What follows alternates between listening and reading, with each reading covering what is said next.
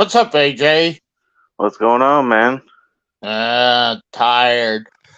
And welcome everyone to Wednesday Night Nitro.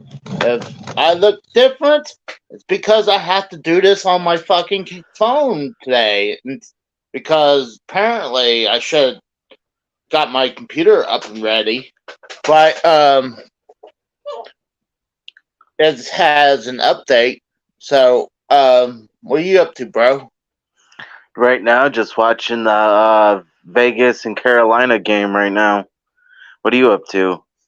Uh Exhausted. I was watching AEW while, just relaxing and took a nap and just went fat.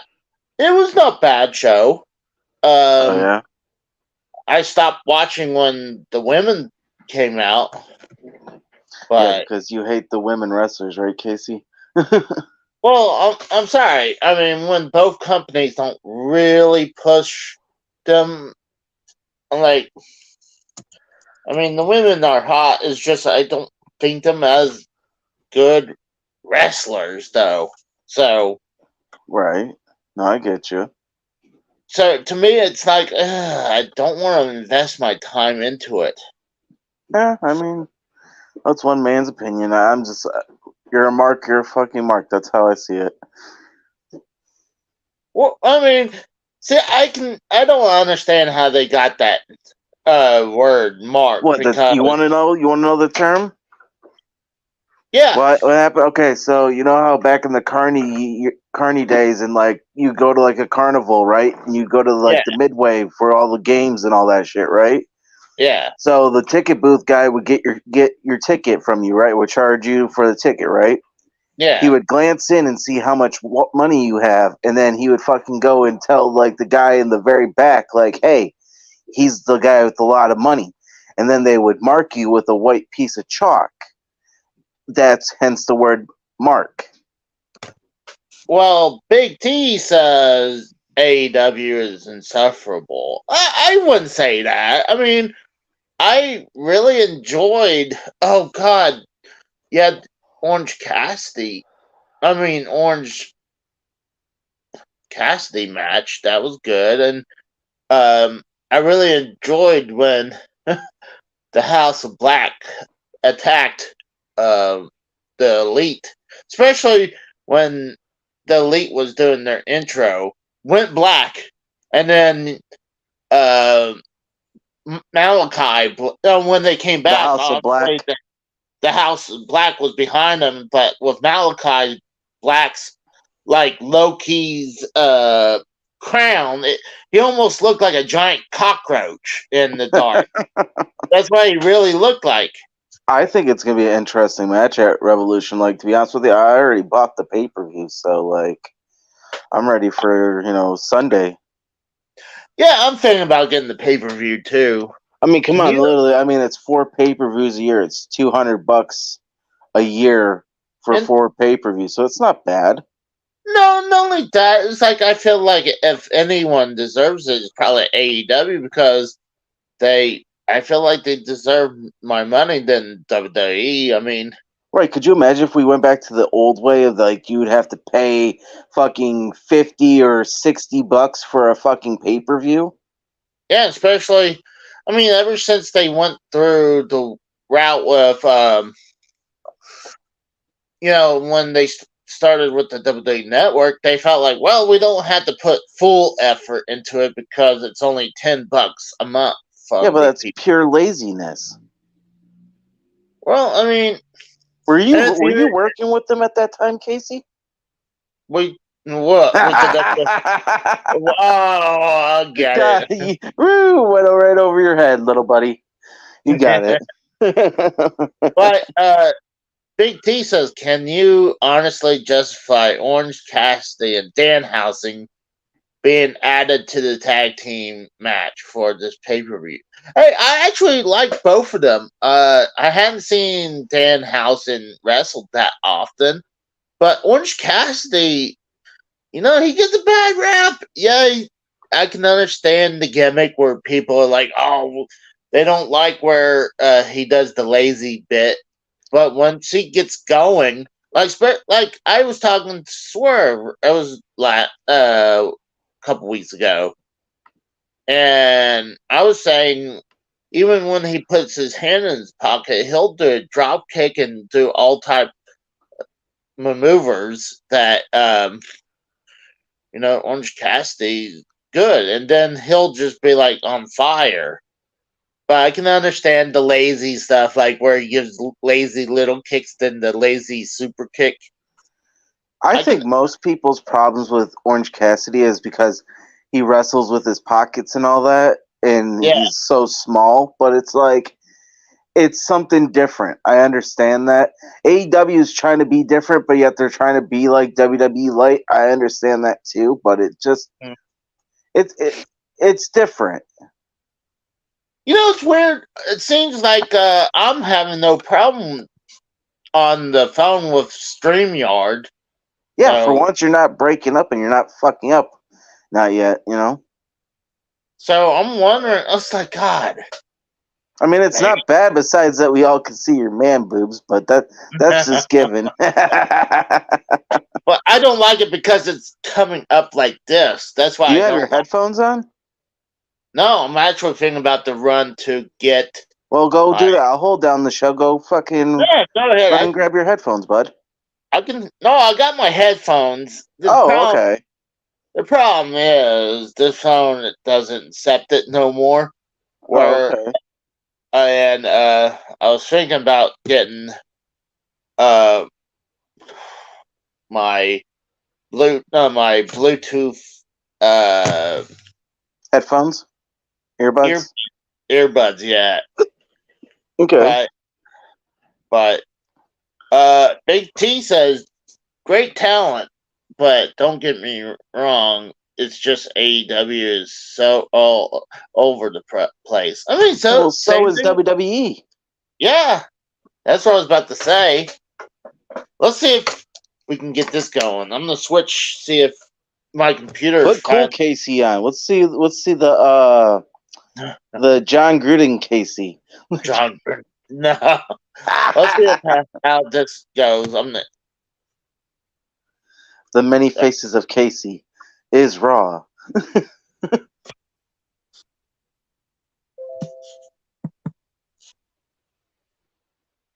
And Casey died.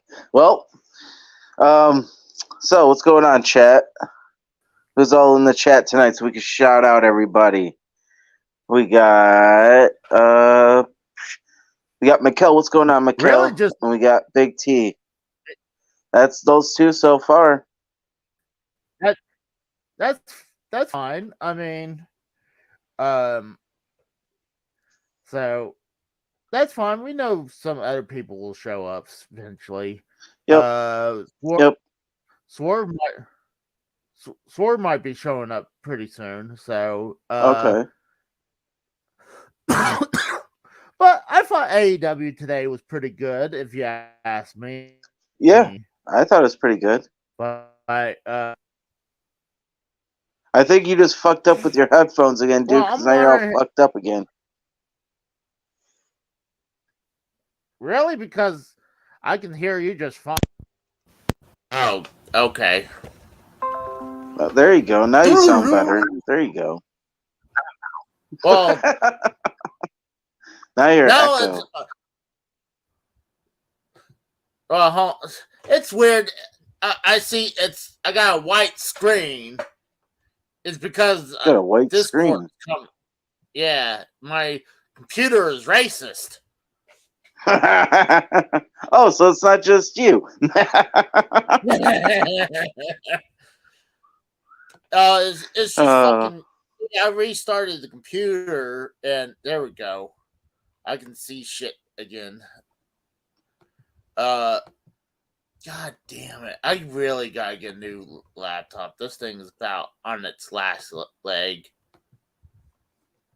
Yeah, I was looking at some computers today at Best Buy. They got some decent prices going on. Oh yeah. Yeah. Yeah, dude, my girl was so excited earlier when I got her that Nintendo Switch, the OLED or whatever. OLED. Yeah, the OLED, and then those four games. It was like an early birthday present for her. Yeah, she enjoyed it. Nice. You know, Oh, we got tour capture.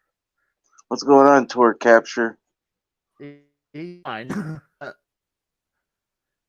uh, Big T says he has a sneaking suspicion that between now and Rampage, FTR is going to attack Orange Cassidy and Danhausen to be added. Mm. Well, I mean, what do they mean I'm by not sure heel FTR? They're still baby faces, I thought. Well, because last time we seen them, that's all. That's what they're saying. Maybe they'll turn heel. So Nah, I don't see them turning heel. They're way over to be heel right now.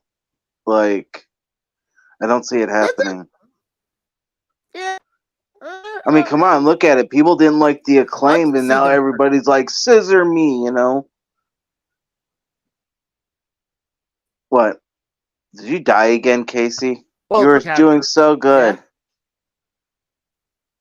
Was I breaking up again? Yeah. God damn it. Switch 2 is coming out in the capture says that well, because that's a rumor. Yeah, that's a rumor. Yeah, it's a rumor. I mean, we are what it came out in 2017. We're literally hitting the next birthday in 2 days, actually. So what's 2017? Right. You got 2018, 19, 20, 21, 22, 23. So it would be 6 full years of the Switch. So that's usually about the time frame for You're dying again, Casey. Nintendo.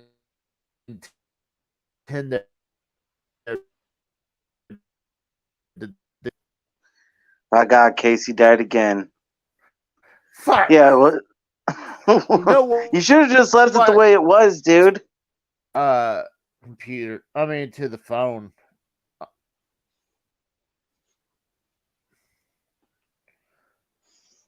Hey, hold it down. No, I'll hold the fort down. Back to the phone. All right. So, what about this Switch 2 that you guys are saying that? Yeah, exactly, Beer Stuff. He sounds auto-tuned. What's going on, Steve Clan? What's going on, Beer Stuff? Yeah, I mean, what is it, Big T? It's the same, but more upgraded. The OL is all black and thicker. Well, I mean... Oh, why is it gotta be black? Why is it gotta be black and thicker? Yeah, why are you being fucking such a racist over here? Yeah. What the fuck?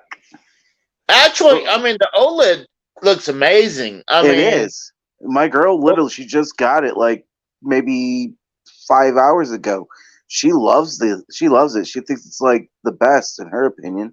And this is the first time her ever buying the Switch too. I'm trying to remember it's still the screen's HD still, but I think was it 780p or 1080p. Well, 1080p is on the TV, but on the handheld, it's like 720. I'm not sure. But I mean, with the OLED, it makes it even look a little bit sharper. And honestly, you have a bigger screen than the one I have because I got the bezel that goes around my Switch. Yeah, and I'm like, it reminds me of those TVs, those first flat screen TVs where they have those giant bezels around the screen. Right. Well, this is the Splatoon 3 edition, the limited edition one that Best Buy was offering. What's that? Is this the first time you guys ever played in Splatoon? Yeah, I don't even think she's played it yet. Oh, Splatoon. She just got done playing. She just got done playing Luigi's Mansion 3. How's she liking it? Oh, she loves it, dude. She's been playing it nonstop. But I mean, right now she's charging it. But yeah, it's really good. Well, I mean, Splatoon 3, I enjoyed all three of them. I mean, I have not played any. I played the first one when it was on the Wii U, and I knew it was going to be good because Splatoon was awesome. Okay. So, and then 2 came out when the Switch came out, and it will. Well, actually, it's like Switch came out in spring, and then Splatoon 2 came out in summer 2017. What's up, Okay. Jay Dead? For Big T, yeah, I'm gonna be going to get Mario Kart very soon.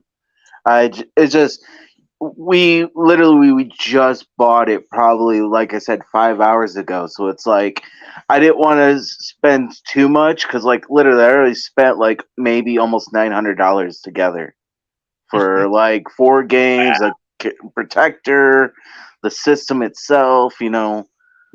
Everything's warranted, so I didn't want to fucking go that in deep. But yeah, we were talking about getting fucking the Mario Kart and then the Teenage Mutant Ninja Turtles game because I wanted to play the Ninja Turtles one. Oh, which one? I think The Cowabunga collection. Oh, okay. Yes, go with that one. I mean, the Shredder Revenge is not bad at all, but is that on there? Oh, I mean, at least I know it's digitally. I'm not sure it's out physically. Oh, okay. But I didn't.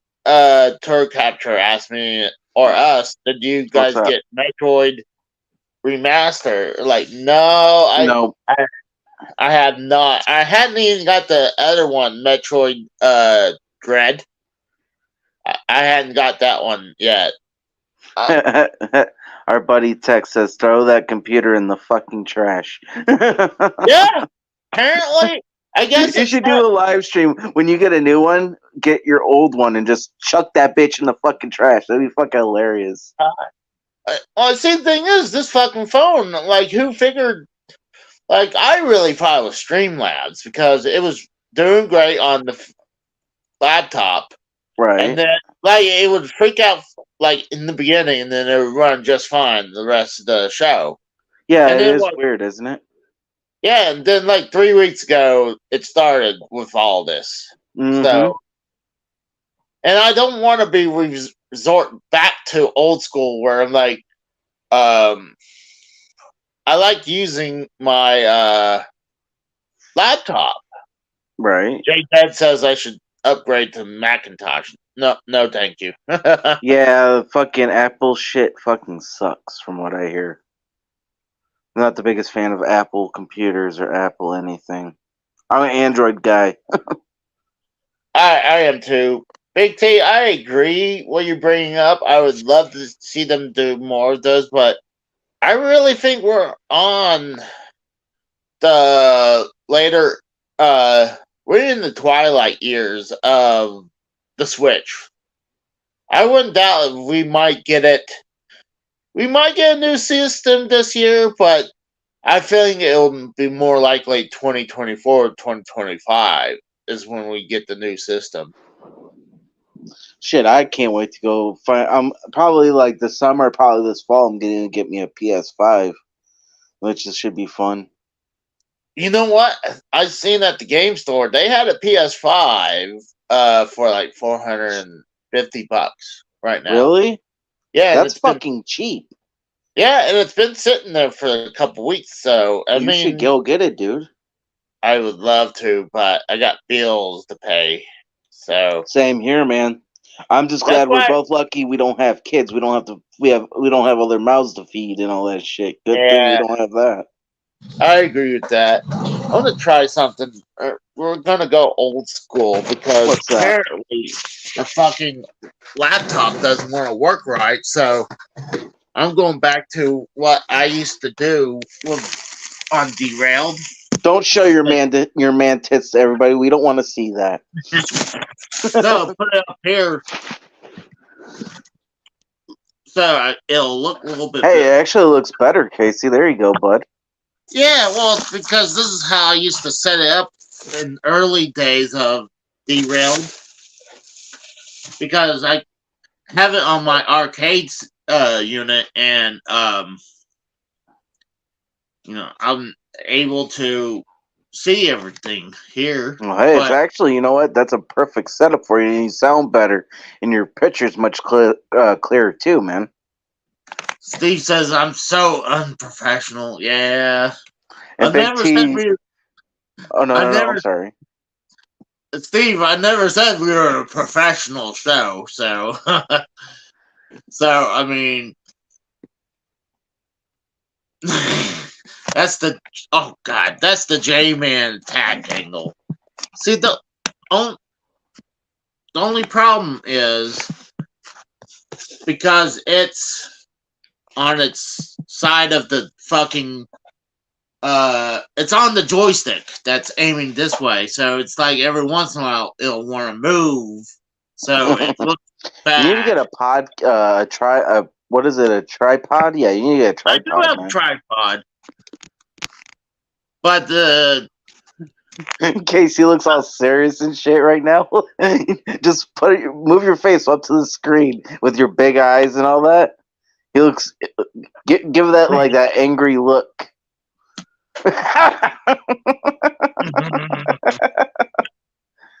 J-Dad said that's the best quality we've seen. Well, I think on this laptop doesn't really have a good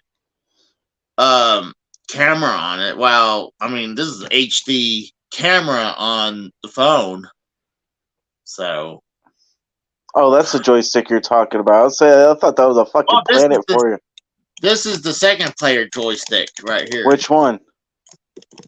The one I'm touching right here. This is the second.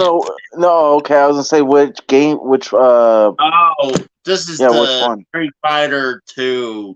Do you have the Turtles one? No, I have a. See, I would suggest to people who's going to get a arcade 1-up machine is do this: get one and have it modded, and where like this machine has like the Raspberry Pi. Yeah. Right? See, this thing has over 800 games, and I feel bad for. I mean, it does look cool when you have rows of arcade machines. Yeah, but that's just too much. Well, not only that, like when you're paying $300 to $400 to $600 a pop, that's ridiculous.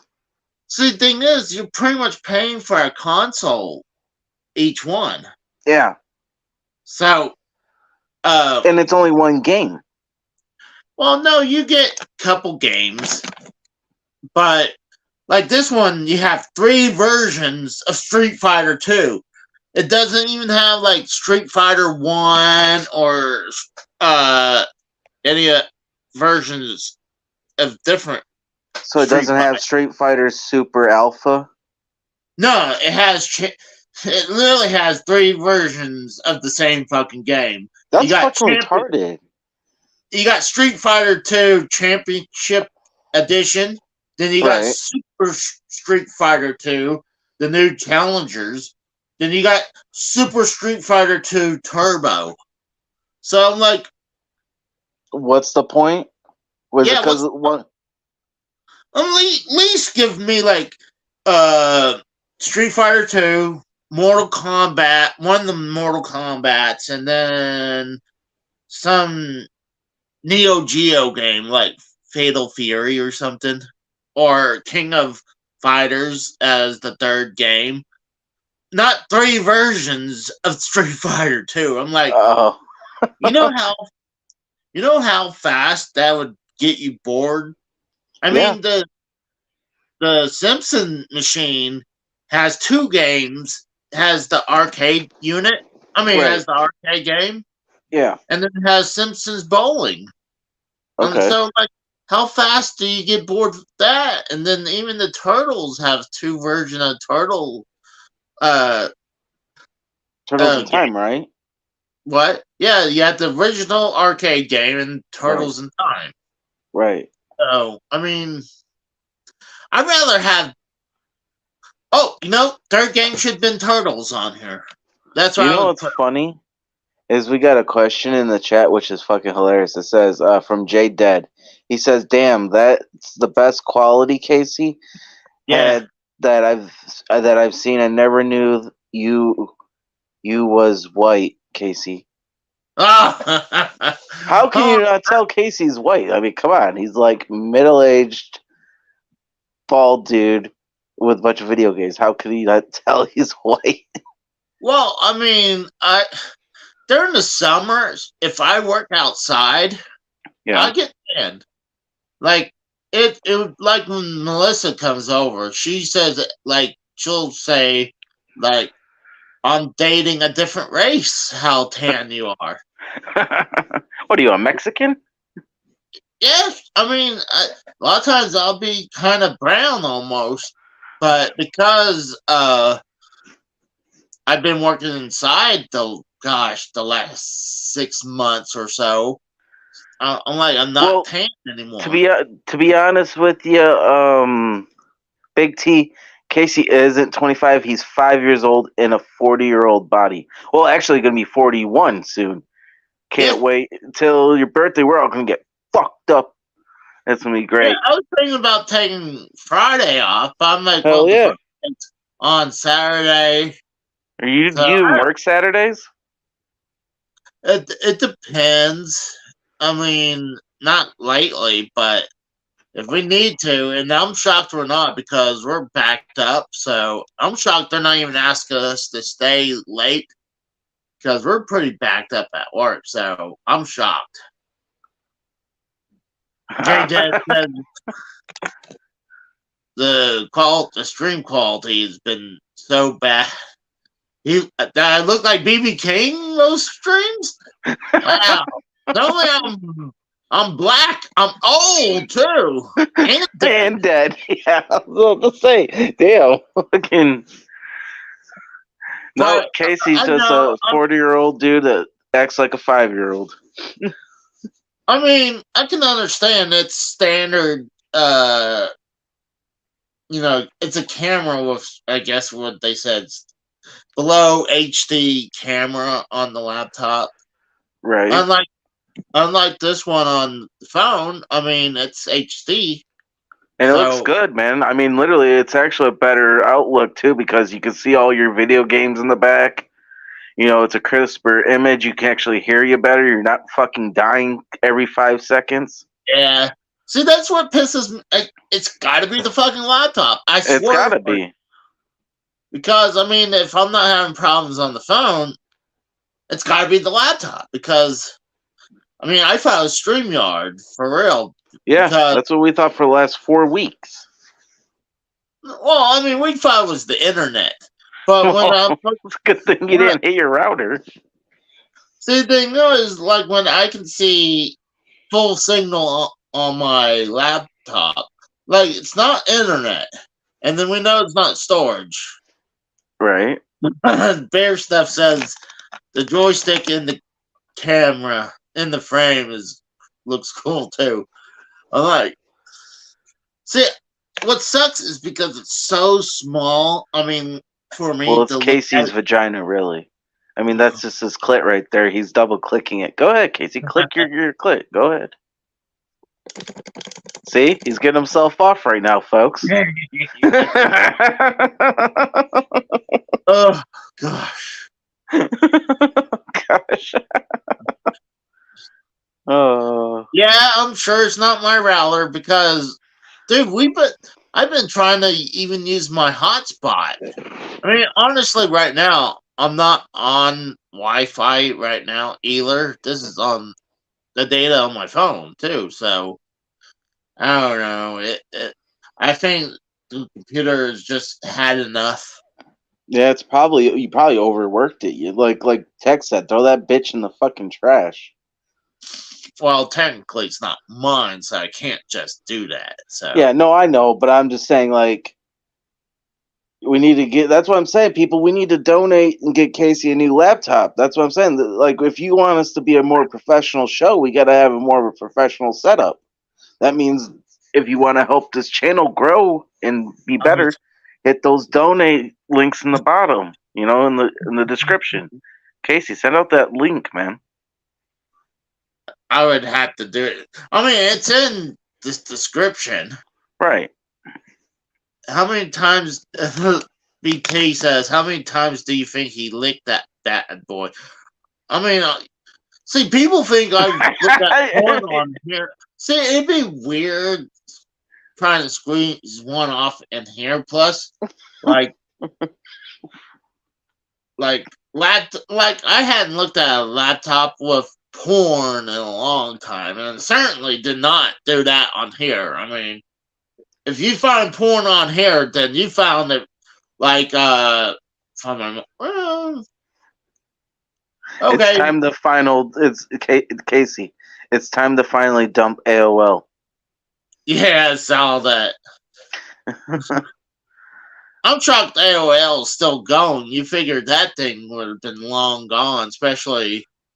I mean, who actually still use AOL nowadays? You never. I don't know. No, I don't know anybody. Like, I think people still. There's some people still use the dial-up. I don't know anybody. You want to read that? Read it. How many times has that joystick been covered in KY jelly? Oh my god! No. Are you assuming that Casey has took that joystick up his? Oh, well, yeah. If I did, I cleaned it off pretty good, though. Could you imagine? Oh my god, that'd be fucked up. He's like, I'm stuck. Plus, I mean, I have the riser for this arcade machine, so it's even. I think it's a little too tall for my ass to reach. Yeah, because you have to use a step stool, right? Yeah. I mean, why do that than just remove the riser? But I tell you one thing: if I didn't have the riser, it would fit a hell of a lot better when I'm playing down here instead of standing up, because it's like right in the middle. If I stand up, I'm gonna be looking down at it. Sitting down, I'm kind of almost looking up at it a little bit. Yeah, well, we can't help that you're 3 feet tall. I mean, let's be honest. I am not that. I'm normal height, by the way. I'm 5'9". What, for leprechauns? I mean, I've seen a lot more people smaller than me. You should dress up like a leprechaun for St. Patrick's Day. That'd be fucking hilarious. No. You got the whole beard and all that situation. You should get a little top hat and a little green suit. Smoke a pipe. We got Wicked 133 in here now. What's up? What's going on? Dude, I figured we would have like Tex in by now. Or he'll be here soon.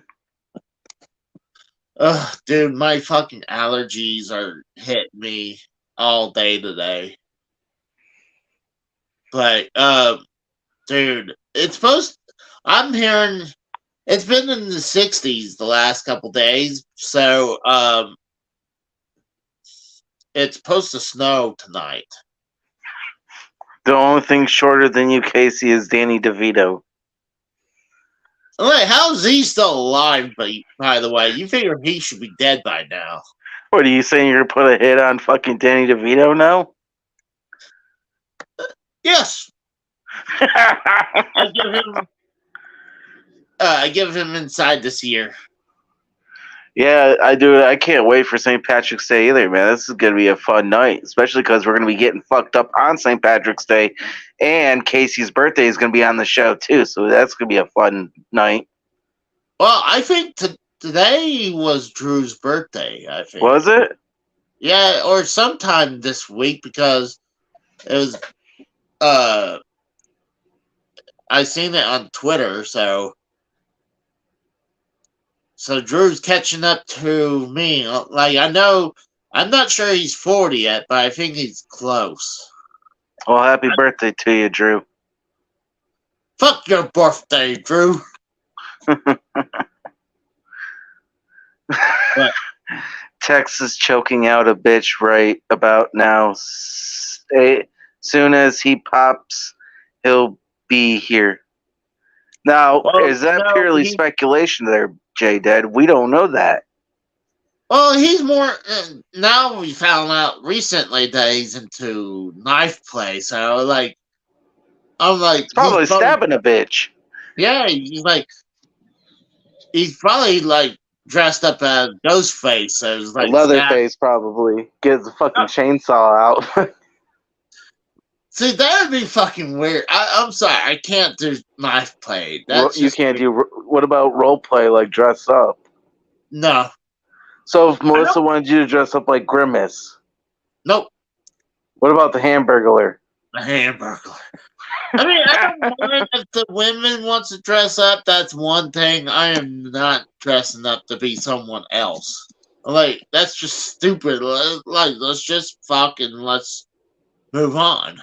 What if Melissa said dress up like Hulk Hogan? Would you dress up like Hogan? No, I'm sorry. What about Black Hogan? Black Hogan. Oh no, Big T said. Oh, that's fucked up. Being wine. Oh wow, that's fucked up. Got it. Oh, J-Dad said I'll be a perfect blue meanie. Oh, come on. He would. Casey would be a perfect blue meanie. Apparently, how long you been waiting there, Tex? What's going on, Tex? Oh, not too long. I just got home. So. Hey, that's a new shirt, man. What's going? That's cool. It kind of gives me like Abyss vibes, like from TNA, like Abyss. No, it's the Texas flag shirt. It was like 85 degrees today, so. It was 45 here. Well, it's because you live in a shithole, but. So. Hold on, let's say up there would have been a lot nicer. Then the weather would have been a lot nicer. I mean, what about New York? I mean, New York. Nothing good. There are very few things good that have ever came from New York. So, Oh, by the way, talking about New York, I had a random person send me a text saying, someone is like, "Hi." I was like, I would automatically said, "Who's this?" And this woman was saying that I'm Mia. We were in New York at this wine party. Like, I was like, one, I have not been in New York in years. Two, I don't go to wine parties. Yeah, I can't see doing that. I'm guessing like a wine party is some kind of sophisticated nonsense thing or something. Yeah, they see me showing up like this and like, this is like, and I'm swirling the drink around and then, swishing the wine in my mouth. Yeah, somehow I don't think they would allow you showing up in like a WrestleMania T-shirt to swill wine. I don't think that's going to qualify. So you probably, or she probably had the wrong number when that happened. So yeah, well, yeah. I mean, I told her wrong person, and then she was saying like, "Oh, thank you for being nice, and not being rude." It's like, no problem. And then she's like, "You want to chat?" I'm like, I was like, I was done because, like, how do I know this isn't some scammer? Scammer. That's I've had those before where, like, they'll call and be like, "Oh, is Steve there?" or whatever, right?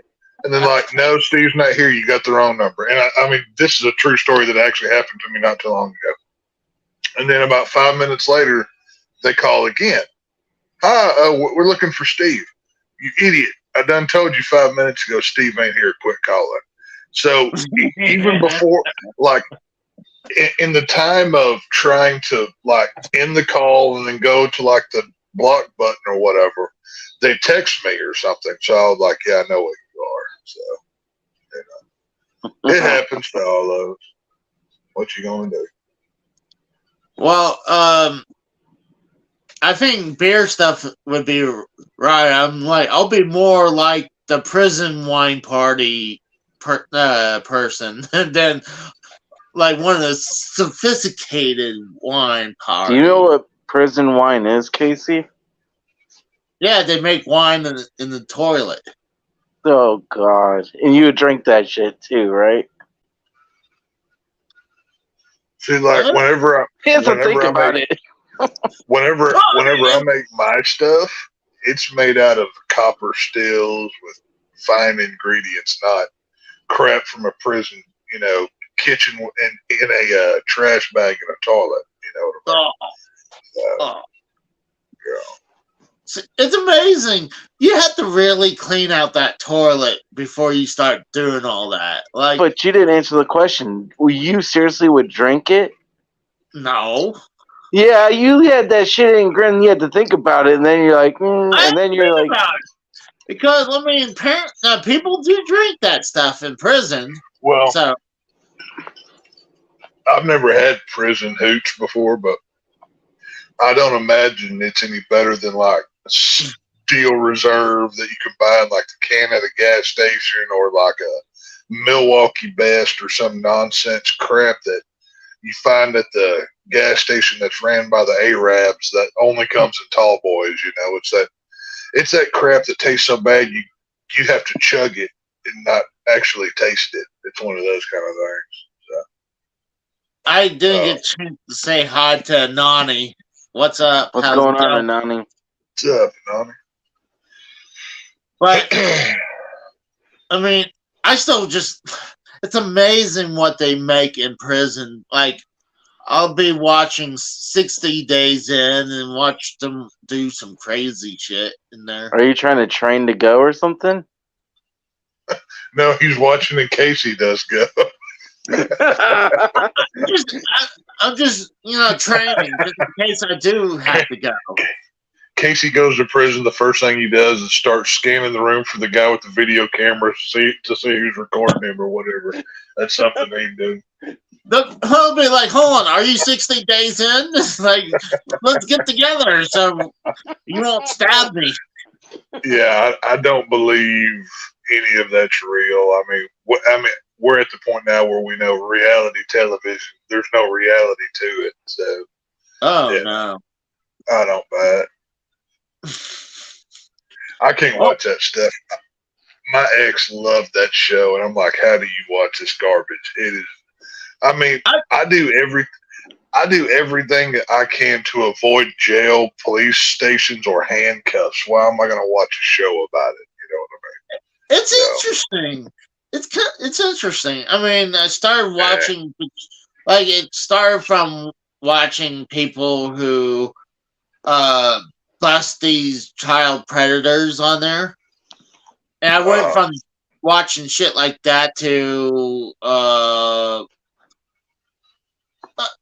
pretty much moved on to like when cops are interrogating people to 60 Days In. I don't know. It's just something like, it looks interesting. We got one for you, Casey, in here.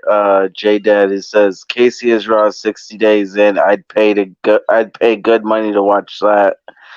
Casey wouldn't make 60 days. Within the first wouldn't last day, 2 minutes. Casey would give up that he's in there to snitch on somebody and he'd get stabbed in the shower or something. Like he wouldn't make it. It's just not going to happen.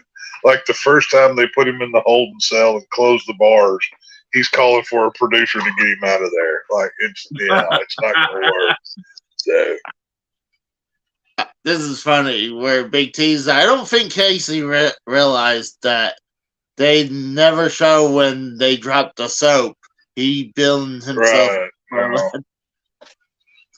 But See, I don't think Casey could handle the strip down process of what it takes actually going into the jail when you have to bend over naked and cough in front of another dude. Yeah, well, yeah. Oh, God. You have to do this. That's fucked up. Dude, you have to do the squat and cough. That's what I'm saying. I think Casey would start to pull his drawers down and be like, "Yeah, nope, I'm going home. Sorry, guys, I can't do this." It's like that. I don't think he could handle it. Well, I mean, what's crazy? They had people. They couldn't even get past. Was that they call the first part of going into prison? God, was this? It's not staking. It's like this. Yeah, is it staking or wherever where they put a bunch of people waiting to be processed. A holding cell? Holding, I guess. It's a holding cell, and then they have you sit on the bench. Yeah. Yes. So, like, you're in waiting for. I mean, I've been to county jail, but I've never been to prison. So I've never been. The most I've ever done was county kind of thing. So whatever. All of the hardcore crimes I always got away with. Luckily, so And honestly, let's say if God forbid if it ever happened, like if I ever go to jail, I mean it'd probably be the longest stint. I will probably never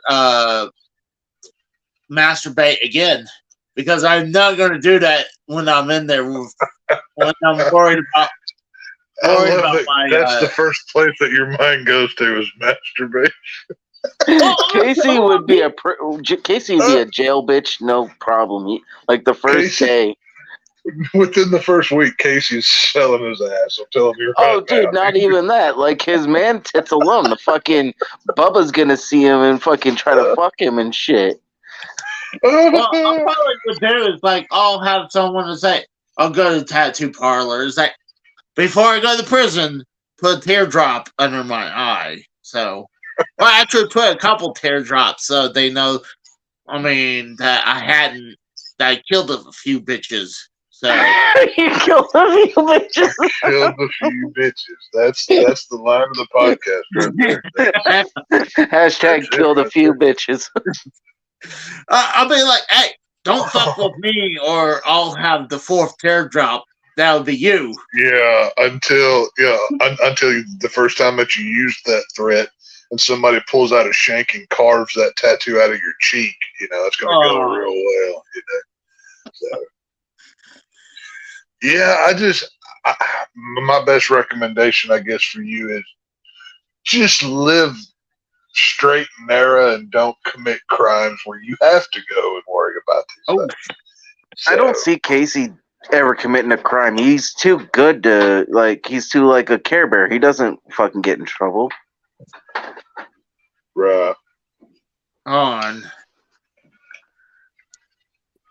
Well, I think Casey would probably end up fucking robbing a fucking GameStop before fucking. Well, I mean, Flame Legend's right. I mean, holding cell is no joke at all. The last time I was in there, this holding cell was only meant to have like 12 people, right? They had 29, including Holy shit, myself. Seriously? And this was on a Friday night when I got put in there. Wow. They didn't start pulling people out until Monday morning. And they had it freezing cold. The only place to sit in there was this tiny metal bench that was like 3/4 of the way around the room with a toilet in it. Yep. And, the county jail that I was in, they didn't allow socks or underwear unless they were plain white. Like you couldn't have fancy kind of clothing or whatever. Yep. And so people who didn't have white socks were taking the toilet paper roll and literally pretending that they were a mummy and wrapping their feet in it because it was so cold in here. And the guards would come in and literally rip the toilet paper off of their body. Like, that's how hardcore they were about it. So, I mean, people were sleeping, it was literally a fight to sit down. People were sleeping under the benches. I mean, it was a whole thing. Well, people don't know. See, this is going to be related to Big T's question. Is that when Tex went to jail, that's how he got his prison nickname from. What's my prison nickname? That's your prison nickname is Tex. That's how you got it there. Yeah. And Oh no, that was given to me outside of jail. Well, like I said, never been to prison, but no, that's I have considered doing an Ultimate Warrior thing and changing my actual Christian name to Tex because I think that would be really funny. But I think that's the question's for you, though, Casey.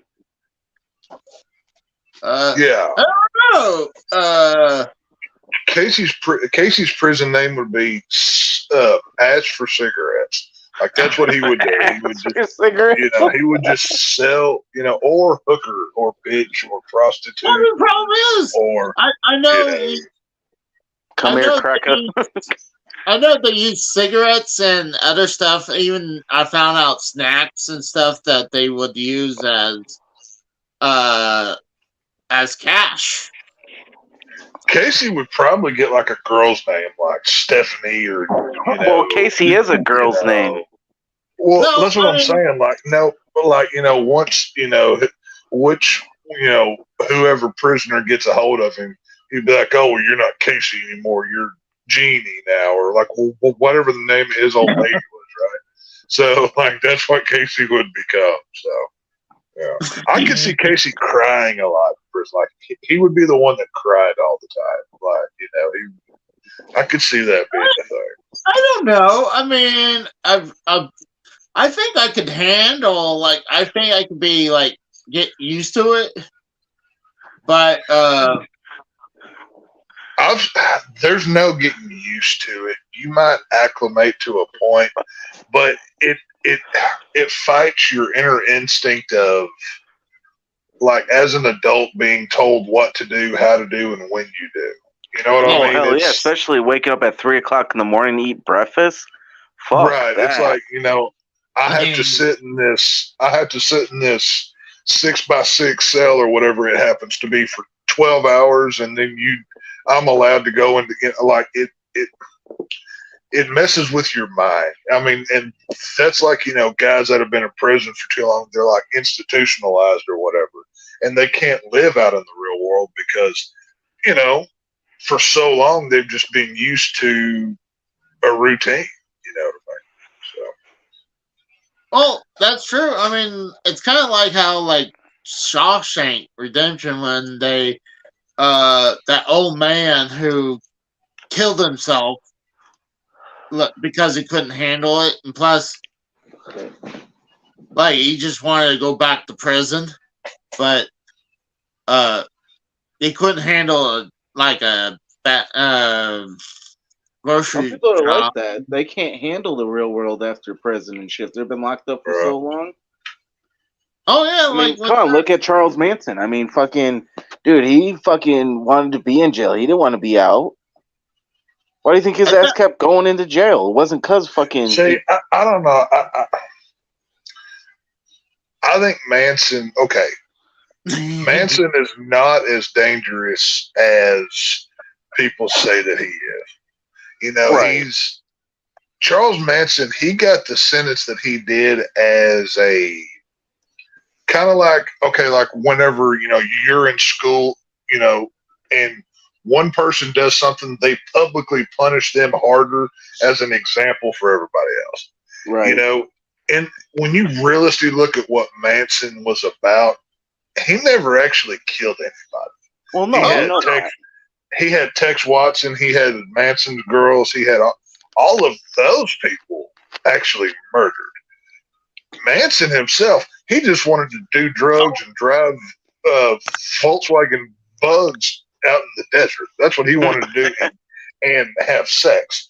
But unfortunately, and now I'm not defending Charles Manson, saying he's a good person or anything, but Manson, cult leader, yes. Murderer, no. Now, his followers, murderers, yes. I mean, Tex Watson was a closeted homosexual that was doped out of his mind, and he was, to me, he was worse than Manson ever was. Oh, yeah. But, like Mr. Pico said, fucking McKell could play Charles Manson in a movie. No, Pico, I'm not a member of the Watson bloodline, thank God. But no. I was going to bring that up. I was going to bring that up. Oh, yeah, I was too. No, there's no, he ain't no kin of mine, as they say, but, but no, no. McKell Manson. Manson, when you really start looking at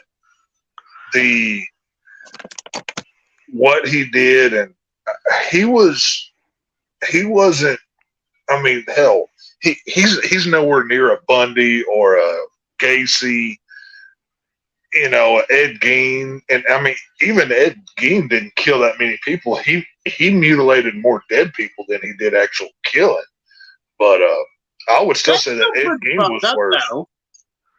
Yes. Oh, no. Okay. I mean, obviously, Ed Gein was a nuts dude. I mean, Ed Gein was used as the model for both the movies Texas Chainsaw and Psycho. Like, his story was based off of that.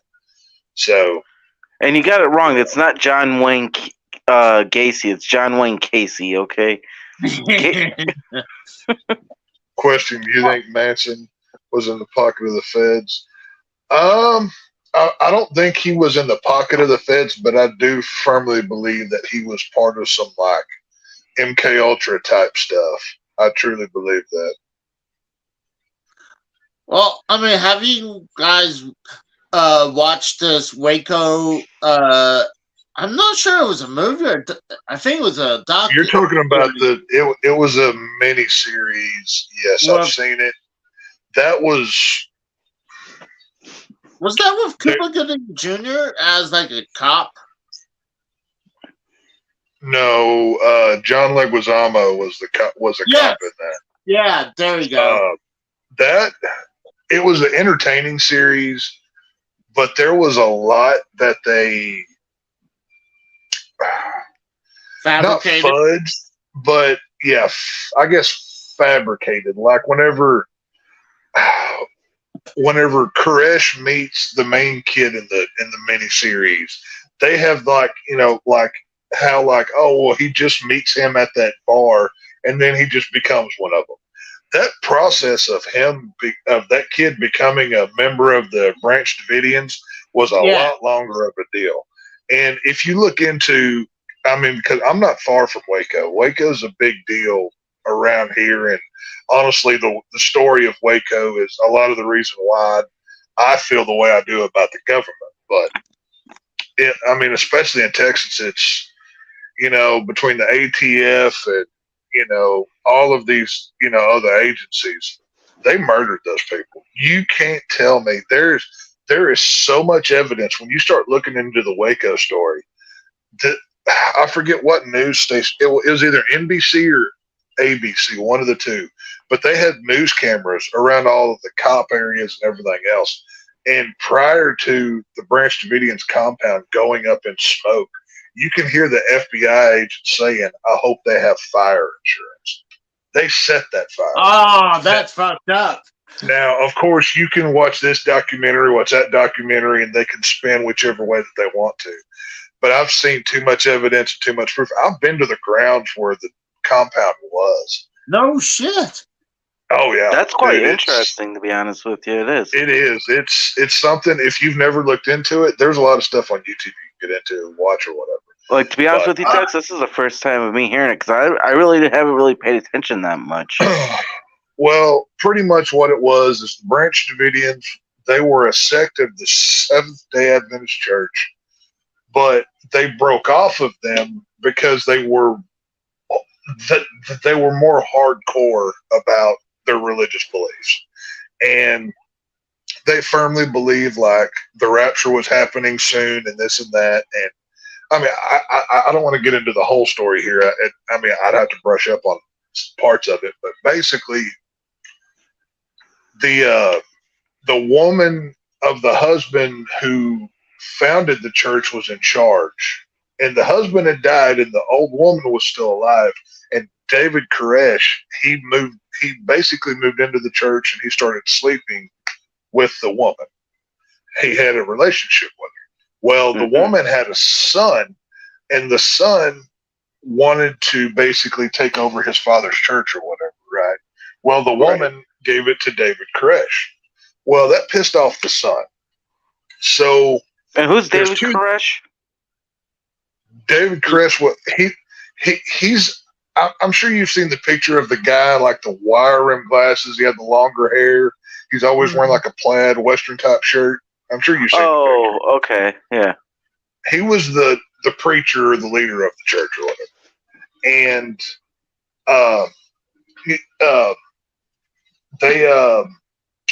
there's two real things that led to the. Well, before I get into what brought the cops to that, the Branch Davidians, they lived a very alternative lifestyle. They didn't believe in like traditional marriage between husband and wife and all of these other things. Any of the members that joined the church, they basically had to dissolve their marriage, and they just kind of lived amongst one another. And David Koresh preached about the 12 children of the rapture. I forget what the actual name of it is. There's a biblical term about 12 children that will be born and will lead the world, in the latter days or whatever. So what David Koresh was doing, he was sleeping with, he had 12 wives, and some of them some were older, but some were younger. Now there was alleged child molestation, and this is one of the things that they got. Well, hang on. Here's the thing. David, like I said, this part is where it starts to get funky and people start to make judgments. The son of the founder, he basically got pissed off whenever his mom didn't give him leadership. So he went to the cops and was like, hey, there's child molestation. There's blah, blah, blah going on. Fabricated every bit of it. Basically, he was trying to get David Koresh arrested so he could take the church or whatever.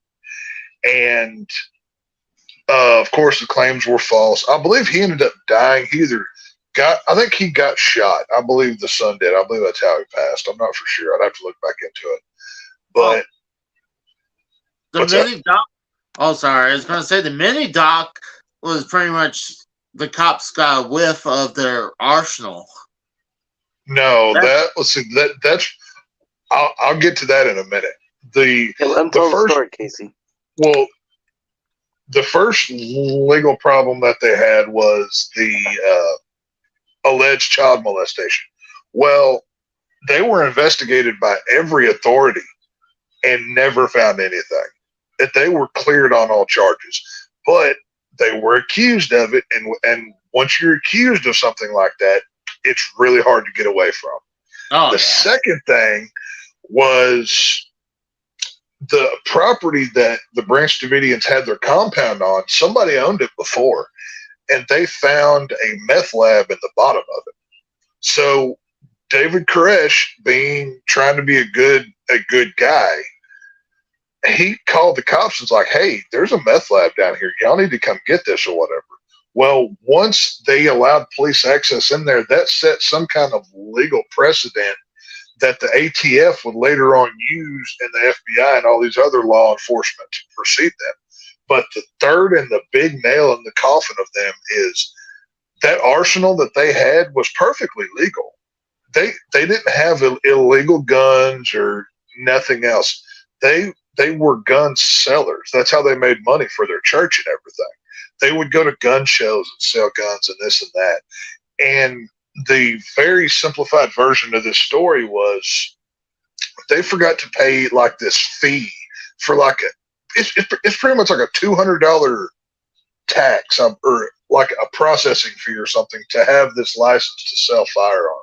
It was an oversight of something that they forgot to do. And once you combine the child molestation thing, the gun thing, and the drug thing, that's what gave law enforcement the right to come in and do what they did. And the ATF, what the ATF is, it's a bunch of nerds that sit at desks that have had no field training. When you go back and watch the actual footage, one of the actual ATF agents actually shoots himself because he doesn't know how to work a firearm. And the ATF screwed up the whole thing. The FBI came in and made it even worse. So yes, you can watch the miniseries about Waco. It's entertaining, but if you want to know the true story, actually dig into it, because they try to play the Branch Davidians off as these crazy weirdos, and yes, they were odd. They were definitely weird, but I do not believe that David Koresh was suicidal. I don't think he sacrificed it. But the problem is there was y'all know about Jonestown, right? Jim Jones? Wasn't the dude that did the Kool-Aid, right? The Kool-Aid guy, yes. He was the dude that down in, I think it was Honduras or somewhere else down there, somewhere in South America, either way. Right. Jonestown had just happened, and everybody was very leery about cults. Well, they started looking at the Branch Davidians as a cult instead of a church, because the Branch Davidians, they did worship Jesus Christ, the Bible, everything else, but they got classified as otherwise. And the cult, there was a group formed called the Cult Awareness Network, I believe is the name of the group. I may be wrong about that, but I think I'm right. Well, claims were starting to be made about the Branch Davidians, this and that, and Jonestown had just went down. So people were treating the Branch Davidians like they were Jim Jones and all of his group. And just imagine being locked in your home for 52 days with law enforcement blaring sounds of dead rabbits being slaughtered. They cut the power and water off to the place. One of the fathers that was selling the firearms at gun shows, he was away whenever this whole thing went down. He tried to run in there because his wife and children were in there. They shot him dead and left his body laying across a fence. Oh my God! Wow. Yeah. Oh yeah. No, dude. This is obviously the events that happened in Oklahoma City, Casey. I'm sure you know about that. Where they had Oklahoma bomber. It was that was a response of what happened to Waco, because it happened a year to the day later. Oh, that was a year later? Timothy McVeigh, he was at the site of Waco, like not in Waco, but like down the road, because obviously it drew crowds and everything. And Timothy, well, if you believe the story that that the government tells you, I have my questions, but like I said, this is that conspiracy stuff I've looked part of it that I've looked into, but whenever the ATF and the FBI go to breach the facility, you see them pushing in with tanks and doing everything else, and they killed a whole lot of people, innocent folks, and these weren't just idiot cultist members, whatever. Some were doctors, some were lawyers, smart, educated people that just wanted to live separate from the rest of the world. And there's nothing wrong with that. And I truly 100% believe the government killed them. That's why I don't trust the government or anything it has to do with it. So, can we send Mikkel to that location? Have him report on it. Unfortunately, now the site of where that went down is not quite what it used to be. But hey, you're muted, Mikkel.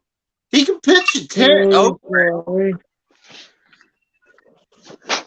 How you doing? What did you say, Mikkel? Not gonna feel like shit. Well, stop doing crack. I've been in bed for a week now. Well, yeah, dude. It's a gallbladder. My girl had one taken out. It's not that bad. Acting like you fucking had a brain tumor or something. I can't do the inside week. I can't take a bath. I can't go for a walk. I've been laying in bed for a fucking week now, and I'm tired. I want to get up and do my show. And Well, we could have that fixed. We could bring Tex down there and, just take you out like old Yeller. yeah, Oh. take me out. Yeah. I mean, that's the plan. It's been the plan. I mean, Well, I've got it. See, Mikhail, if I'm not saying you want this, but if you do, I've got a really sharp axe that I'm pretty sure I could get through that neck of yours in probably like maybe 2 whacks, maybe 2. You know what I mean?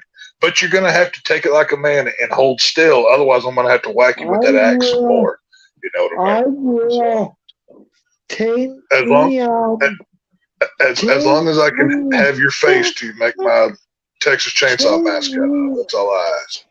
Take me out my misery. Now I'm gonna need you to write a note that says you don't hold me responsible for murdering you, so I don't go to prison. I'm gonna need that ahead of time. No, you said I No. will, Cat. no. oh, this is great. Right. Assisted suicide. No, you say in this note that this axe called I know. this fell on my neck twice. I know. Oh, Cat can kill me. hang on, wait. Guys. Mikhail, I'm gonna hand you a pistol and I'm gonna have you pointed at me, so then I can kill you back in self-defense. That's how we'll do it. Makes sense. Oh my god. I'll be like, that crazy madman was attacking me and I had to blow his head off or whatever. You got it wrong, Tex. You got it wrong. That crazy homeless guy was attacking him. Yeah, a crazy homeless guy was attacking me. Oh, well, hang on. Since we're constructing a narrative, we're going to do this in public. We're going to dress Mikhail up like a homeless person, and I'm going to walk up and give him change, right? And he's going to attack me with a machete so other people can see me being a good Samaritan, right? And I'm going to hand him like $100 bill, and I'm going to make sure everybody sees it was 100, right? And then when he attacks, then I can cut his head off with an axe. You know what I mean? Hey, makes sense. It works out. No. I need to get your mask. Try under the breath right now, guy. I mean, I can't do shit right now. Well, you're recovering from surgery. Of course you're. You had minor surgery. Yeah, It that's wasn't that nothing. big of a deal. Minor surgery. It is minor. It's a gallbladder. Yeah, but that you're acting like it's like Fuck me. like, Dude, my girl fucking is she's more tough than you and fucking she could probably kick your ass. Are you kidding me? okay. He just lost a body part. It's not like So he did like get bitches. Inside. Where's the guy who reads the chat message? Are you talking about me, Pico? Or Pico says, "Where's the guy who reads the chat message?" I don't know. I have the chat pulled up. Let me pull it up. Yeah. Comments. Yeah. Oh, he said, Pico said Mikhail can't eat shit right now. What? Well, yeah, that is probably true. You're probably on some kind of diet or whatever, I would think. I could eat that about all I can do. Eat and lay down. Well, and hang on to answer Pico here. A minute ago, he types that I'm trying to comprehend Mikhail. See, full disclosure here. I understand about 20% of what Mikhail says on a good day, and I just fake my way through the rest of it. That's kind of how I operate with this. Hey, I'm being nice. I'm being nice. I'm like, I'm not lying to you. I'm just saying, I catch like keywords within while you're speaking, and I kind of put it together in my own head. I'm good about me right now. He's dropping. What about we should get him a voice box? It's kind of like how AJ said that, like get the He one has a from speaking spell. I guarantee you we would understand him if he had a voice box. They're like, my name is Mikhail. So he's going to be Kane circa 97? Is that what you're going for here? Yeah. You know that, Mikhail. Yeah. You're speaking the obvious. Could you imagine tuning into this show for the very first time, and that's the part that they walked in on? Could you imagine that? Yeah, no shit. Oh, that's funny.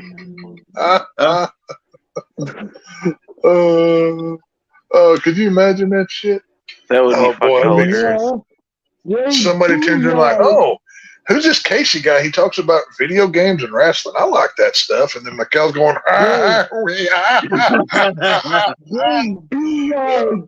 what the fuck is this shit? Yeah, this is, if Pee Wee's Playhouse ever came alive, that's what this show would be. You get, this is like a modern day circus freak show. You come here and be like, oh my God, crap like this actually exists in the world. Oh my God. Hey, there you go. We should start calling it the oddities. The oddities. Oh God. Pico says Mikhail should be in NASCAR. That would be hilarious. As long as oh my no. I would love to hear just Mikhail do the gentlemen start your engines one time. Say that, Mikhail. We need to hear you say that. Say it. Yeah, could you imagine Mikhail's standing there on the track and he's got the microphone and he's they're doing the opening ceremonies and the whole thing. That'd be hilarious. Not only that, we'll have him sing America the Beautiful, too. And then he forgets the words halfway through. He's like, what is it? Oh, Jesus, he's singing. My God. Oh. I'm going to apologize to everybody for the brain cells that they lose for listening to us tonight. There needs to be a warning label on this podcast. I gotta go. My phone died. Oh, no. Okay. Please don't. Get rest, Mikhail. Stop being such a pussy. Fuck you, AJ. It's a fucking gallbladder. You act like you had brain term. Oh, come on. Like this. Happy birthday, Mikhail. I'll send you $4 for some pussy on me. Dude, that's some cheap hang on. If you give him $4, he could probably get a couple rounds with mommy out of that for the getting the friends and family discount. Oh shit! I may be back in a while. You gotta get mommy off first. We'll make sure to end the show. We'll make sure to end the show right before you come back. Don't worry. Just let us know. Fuck you, cat.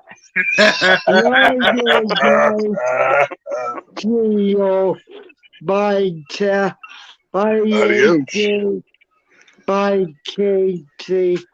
See you later. That's up, bro. Don't make her moan too hard. Oh. What, you AJ? You fuck is nigga. Oh my god! Oh, what the fuck? Did you just call me an N-word? What the fuck? Mikkel, you've been officially canceled now. Wow. Yeah, Mikkel is now He's a Mikkel, racist.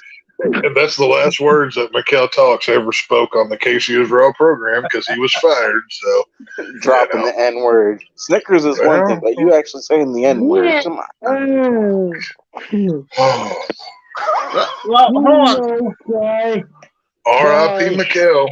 We're gonna have to disassociate because we don't we just We don't like people who. Oh, there you go.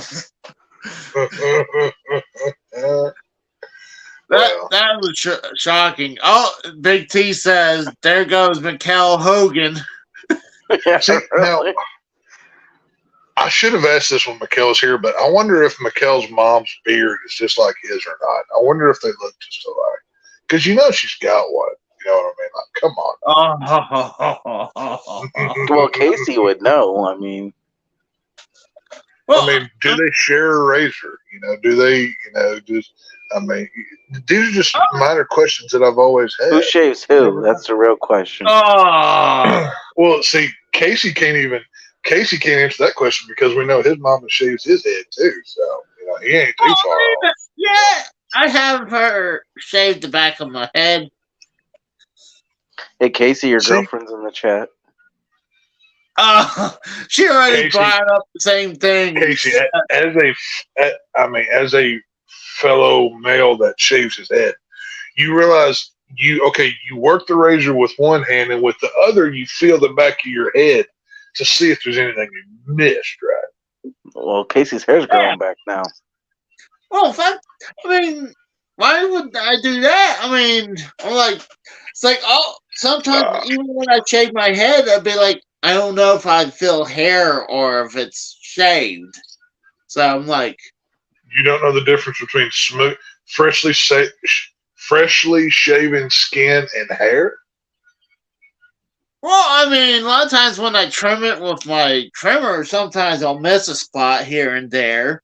So it'll be like, I wouldn't feel like that, like a speck here or a speck there. That's what I mean. A lot of times I'll try to, I'll go, meh, and just go across and then just have them do the final touches. Goodness gracious. Casey, we got some questions in the chat for you. Like, your girlfriend wants to know if that's the same one right here. You care to read that? Nah, we already talked about that already, kind of. Sure? Is that Yeah, the pink joystick I caught you sucking on? You used to have to put it in your poop shoe.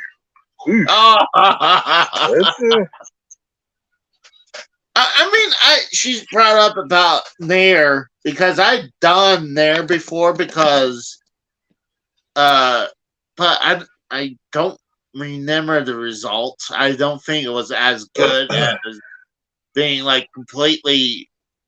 Yeah, I didn't think it worked completely. Dude, it takes me like 10 minutes to shave my head. It takes no time whatsoever.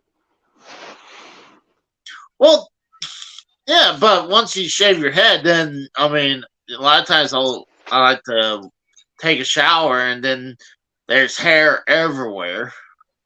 Yeah, you shave it while you're in the shower. It's not that big of a deal. You do it in the shower? I don't even need a mirror, dude. Well, I use a trimmer. That's what I use. Okay, wait. So you don't get like a razor and shaving cream and actually shave? No. Okay. Well, then, even with a trimmer, it should take you a third of that time. It's kind of like mowing the lawn. You go a strip at a time. You know what I mean? Not that big a deal. Doesn't do that. Yeah. Well, I try to be like, I'll do the beard too. So a lot of times I'll trim the beard down with it. So, I'm more working on the beard than my head. I'm growing my beard back out. I want to go back full long thick beard. I've kind of contemplated it, but I've already got it the shape that I've outlined that I want. So I'm gonna grow it back out real thick. So are you gonna let it go down, like how some of those? I'm just gonna let it grow for a while and just see what happens, like what I want to do with it. Like sure. I used to keep a full beard all the time, and then I kind of did the goatee thing for a while. So I'm gonna do the beard thing for a while. So we'll see what happens. Oh, I noticed people don't like when I'm freshly shaven. No, dear God, never do that again. Oh, that was. It's like chin on chin. I seriously, that Sunday night on Derailed when you showed up, I could not look at you. I had to I could not. I was like, that is awful. That is too much Casey face. No. I didn't know which chin I was looking at. Who was talking? Oh my God, dude, it was bad. It was. Oh my. I remember. I seen it. I remember. Oof. But, Anani says that I need to go.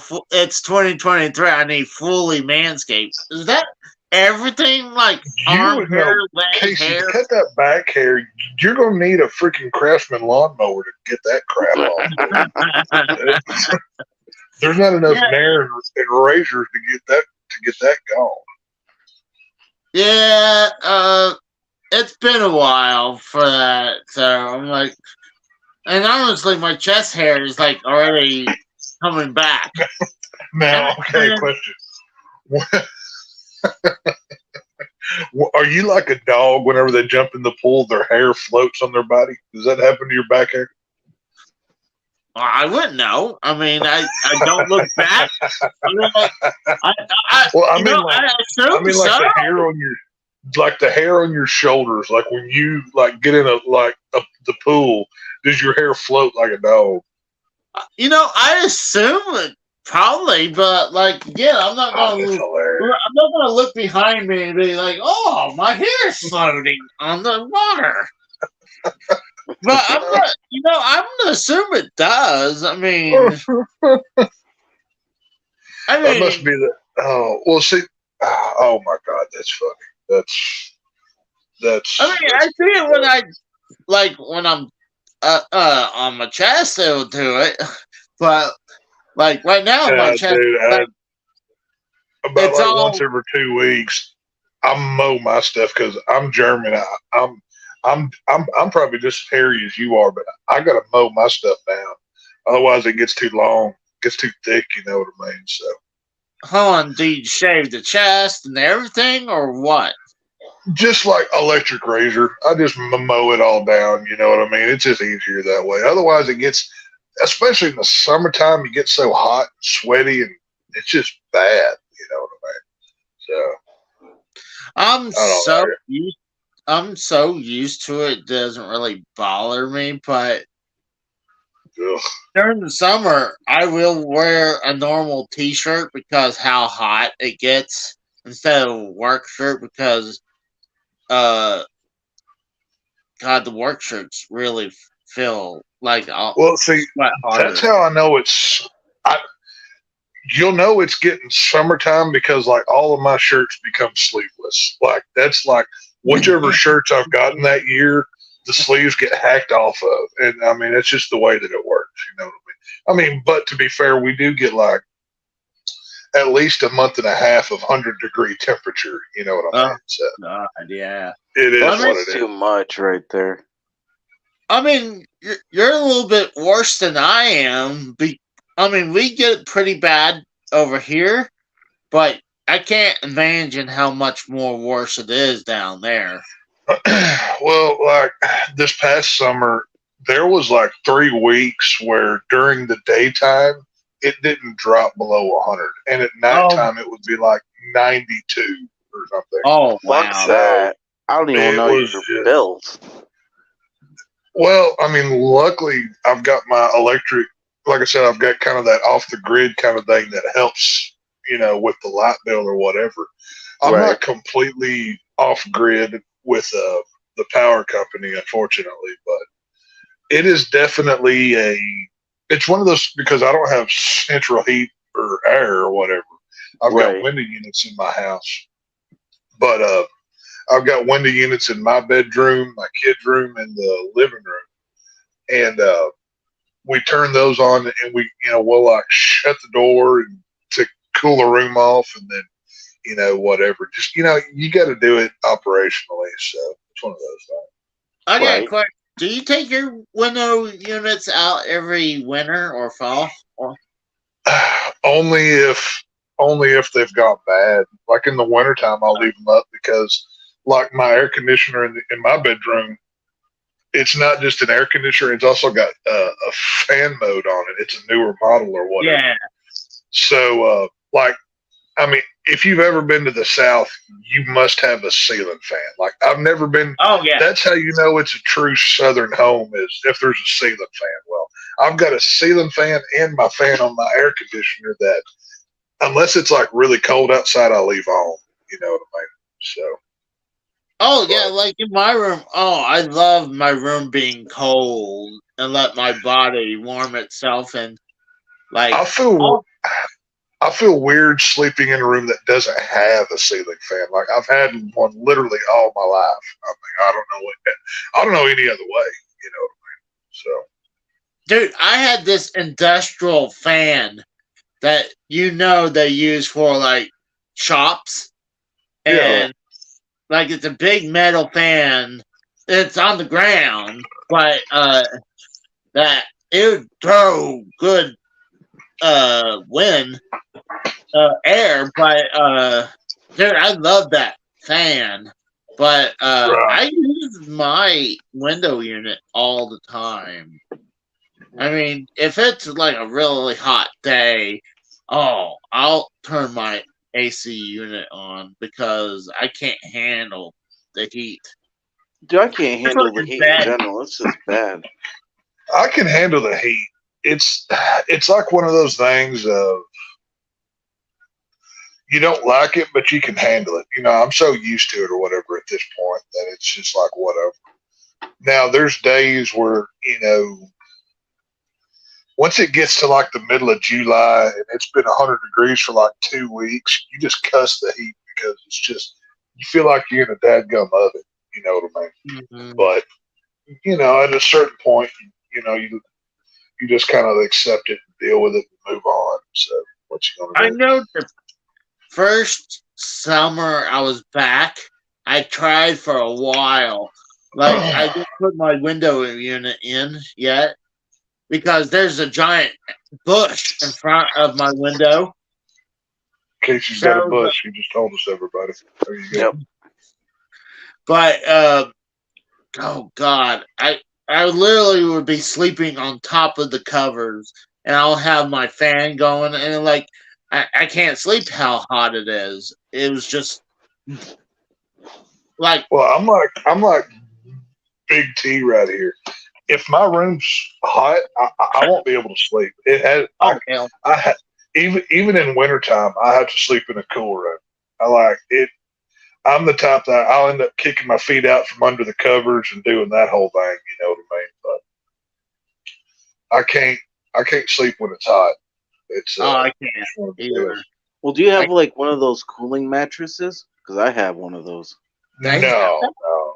I've got it's some kind of pillow top nonsense, whatever the hell it is. I don't know. It honestly, I need a new mattress because mine's so old it's to the point where you can see what shape that I sleep in because it's indented into the mattress. You know what I mean? It's been that long, but. I know the mattress I had was before this one. It was 10 years old at least. See? So yeah, mine ain't that old. Mine's probably. I bought it. Well, I lucked out with this bed because an older couple that I went to church with, they bought this bed and they have a lot of money. And I was good friends with their family, everything else. Well, they bought this bed. They didn't try it in the store or whatever, nothing else. They got it home, literally put the thing together. It still had the plastic over the bed. And and the guy laid down on it and he's like, "Yeah, this is not comfortable. Let's go buy another one." So they called me the next day. They're like, "Hey, you want a free bed? We just bought this one." And I'm like, "Oh yeah, okay, cool." So I got like a $2,000 bed for free. Oh, So I mean, it couldn't have worked out better. what's up, Talvish? Some people also. What's going on, Talbot? The chair that I'm in right now, my recliner, I have Yeah. slept in this thing so many days. It's not even funny, dude. I love. That's how I knew I was getting old. Whenever I got a recliner, I was like, okay, this is the most comfortable thing I've ever owned. I love this chair. So See, what shocks me, you don't have one with like the refrigerator inside on the side. oh, if I could afford it, I would. There's Well, one you of could just redneck it. No, dude, no. There is. If I ever get rich, you're gonna know because at Bass Pro Shops they have these. It's a furniture suit. It's a couch and Oh, I it's know a what you're talking couch, about. I've seen it. love seat, and a chair, and they're all Realtree camo fabric.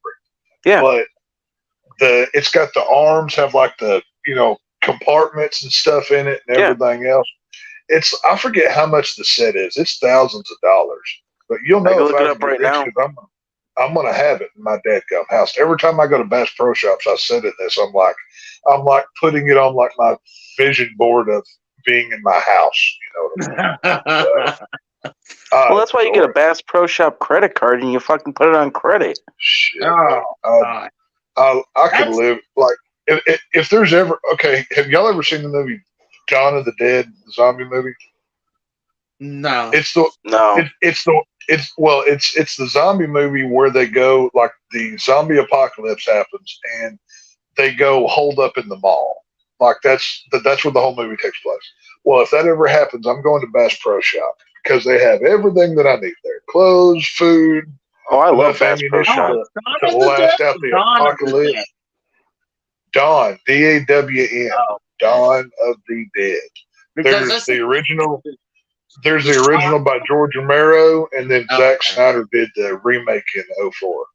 Okay, because I've seen Shaun of the Dead, and I don't No, remember.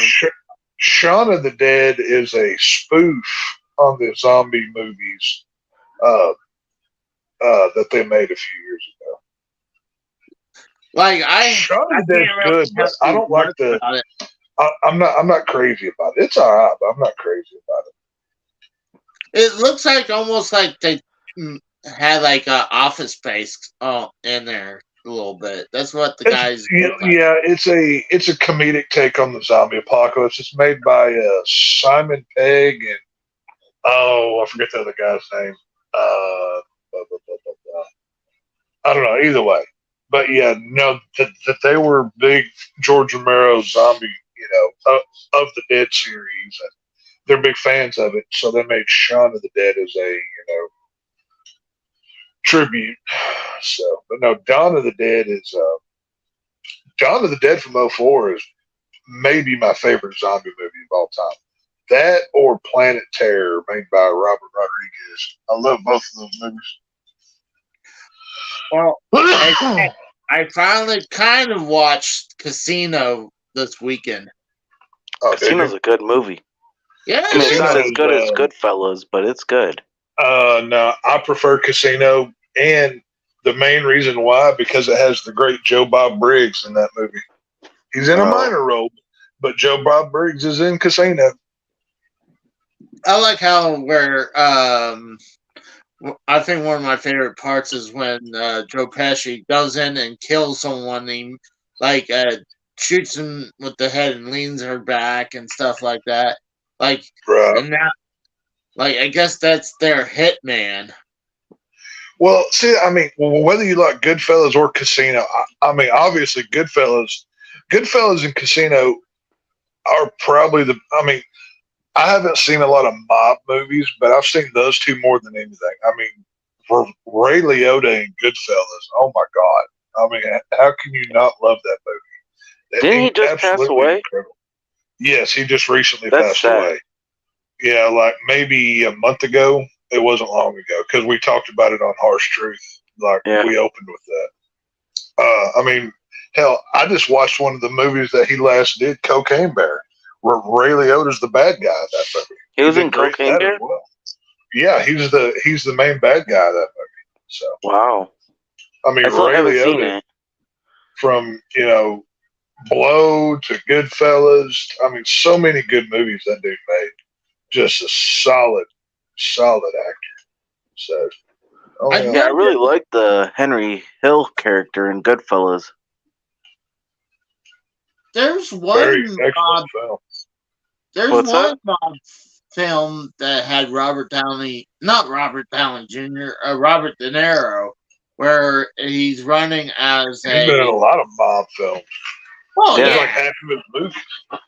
Well, yeah. But the one I'm trying to remember, it's more recently that he's trying to leave the mob. So the FBI is putting him in a witness protection program. And I think it's called The Family. I'm gonna look that up. I really think it's called The I Family. don't know that one. I really liked it. Let's see. Yeah, I don't know that one. I'm gonna look it up because I really enjoy. God, Robert De Niro was born in 1943. God, he's getting old, man. Yeah, he's a virtue signaling piece of shit. Robert De Niro. Well, I mean, So I wish people would keep their politics out of fucking movies and shit. You know what I mean? I my God. don't know. I'm not a big De Niro fan. I mean, he was never my deal, but he's one of those smug Hollywood yuppie types I don't like. So They said his net worth is worth $500 million. yeah, I've heard too many celebrities talk about how off those actually are. I don't buy that. You know what I mean? Well, I think a lot of times it's not only liquid, and it's probably their assets is what's probably ties into that. Probably. They'll be like, I mean, who cares how much, like, what their worth is? Like, why would I'm like, if I was looking up a celebrity, like, it would be to like either, oh, is this person in this movie or TV show, or if there's like a news story going on about that person. I'm not going to sit there and Google celebrity net worths. I've never done that. I don't understand that. I don't know why it's Wikipedia does that, because I mean, like, one, like you said, I mean, how do we know that's accurate, or if that's liquid cash worth? And Well, I mean, okay, just the fact that anybody can log into Wikipedia and edit things should completely discredit every bit of it as a source. You know what I mean? I don't think it's Exactly. I don't think you can access it as much as you can back then, because what's Either way, okay. Even if you can't now, why would you trust it knowing what it was then? You know what I'm saying? True. I mean, I would never cite Wikipedia as a main source because hell, I can go on there and type anything and say, "Oh, what says it on Wikipedia?" I'm good. Yeah, if it's on Wikipedia, it must be true. You know what I mean? Well, it's not that, but I mean, it does help to learn about stuff, even though it's not like 100%. It's good if it's a helpful tool, but it doesn't need to be your only tool. You know what I mean? Yeah, but at the same time, you can get a world of shit like that one dude that did the whole Nancy Benoit fucking. Oh yeah, I remember that. That's just someone just got lucky making that prediction. Yeah, well, he got questioned out the ass for fucking why he wrote that, and then all of a sudden she comes up missing. She's dead. Oh yeah, like one. Do you actually think that he was gonna get popped for that? Like, if he did that, The FBI and fucking Georgia police fucking were questioning him heavily for that. well, the guy was actually in Connecticut, actually, who did that. Yeah, that's funny. Is that fucking it happened in Fairville, Georgia, but yet fucking the dude's like 25 minutes away from Stamford, Connecticut. Yeah, so it's like wild. Yeah, it's because of stuff like that you know, the conspiracy theories grow from it. You know what I mean? What are the odds of somebody in Stanford, and, you know, obviously it's just outside of, but for this argument, you know, in the Stanford area, talking about, and it wasn't like Nancy Benoit was she wasn't a known celebrity. You know, she was a former WCW manager, you know, whatever. So, it was, I don't know. It is fishy, and I think whoever knew. Here's the problem with stuff like this. Just like no matter what the conspiratorial topic is, when something first happens, you get more of the truth. And every time after that it's talked about, it tends to get more exaggerated or somebody's version. I don't know the actual timeline of when that article was posted to the actual crime. I don't know. I think there's something to the story, but you'll never actually find out. I think Vince McMahon and WWE knew more earlier than they said. But yeah, whatever. Like, how hard is it to figure out? Like, when you walk in, you see two of them with Bibles right beside them, and then the other one's hanging by a Bowflex. Yeah. Well, and I also think Chavo knows more than he's telling too. I get a suspicious feeling whenever I've heard him talk about this stuff. I think he's editing a little bit, but it is what it is. Was there even any well, obviously there was an investigation, but there was no trial for this, so well, yeah, there's no need for a trial because everybody involved was dead. Yeah. Who are you going to have a trial for? Oh, yeah, true. Unless someone did it that was not Chris, but obviously it was. It was obviously him because one, he killed his wife on Friday. Then they were not sure if they killed his son Friday night or Saturday. It was Saturday. Well, look at it this way: just as a kind of cite as not as a direct example, but kind of a similar situation. Do y'all remember 9/11 on the day of 9/11, like when the news reports were going down live? You mean where we were at? Not necessarily, but like, were you watching the news? Well, I was at lunchtime at the time. I was fucking sixth or seventh grade. Okay, never mind. Casey, do you remember like the live news broadcast of the morning of 9/11? Because I was in 8th grade when it happened, but we were watching the TV. I was at work. I was in the metal shop. Yeah, remember Casey's older than us, Tex. Well, what I'm saying is, if you go back and watch the day of footage about everything that was going down, and then you go watch a little bit later, and then you watch a little bit later, to see how the timeline shifts of things that happened, this is what I'm talking about. Do I believe that Kevin Sullivan killed Nancy Benoit and them? No, I don't think that happened. We've debated this before. But I do believe Benoit did it. WWE knew about it sooner than they said. I think Chavo is the one.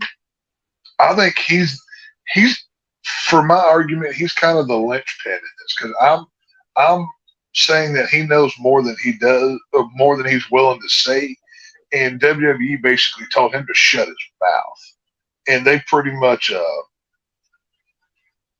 I don't know. I think there's something to it.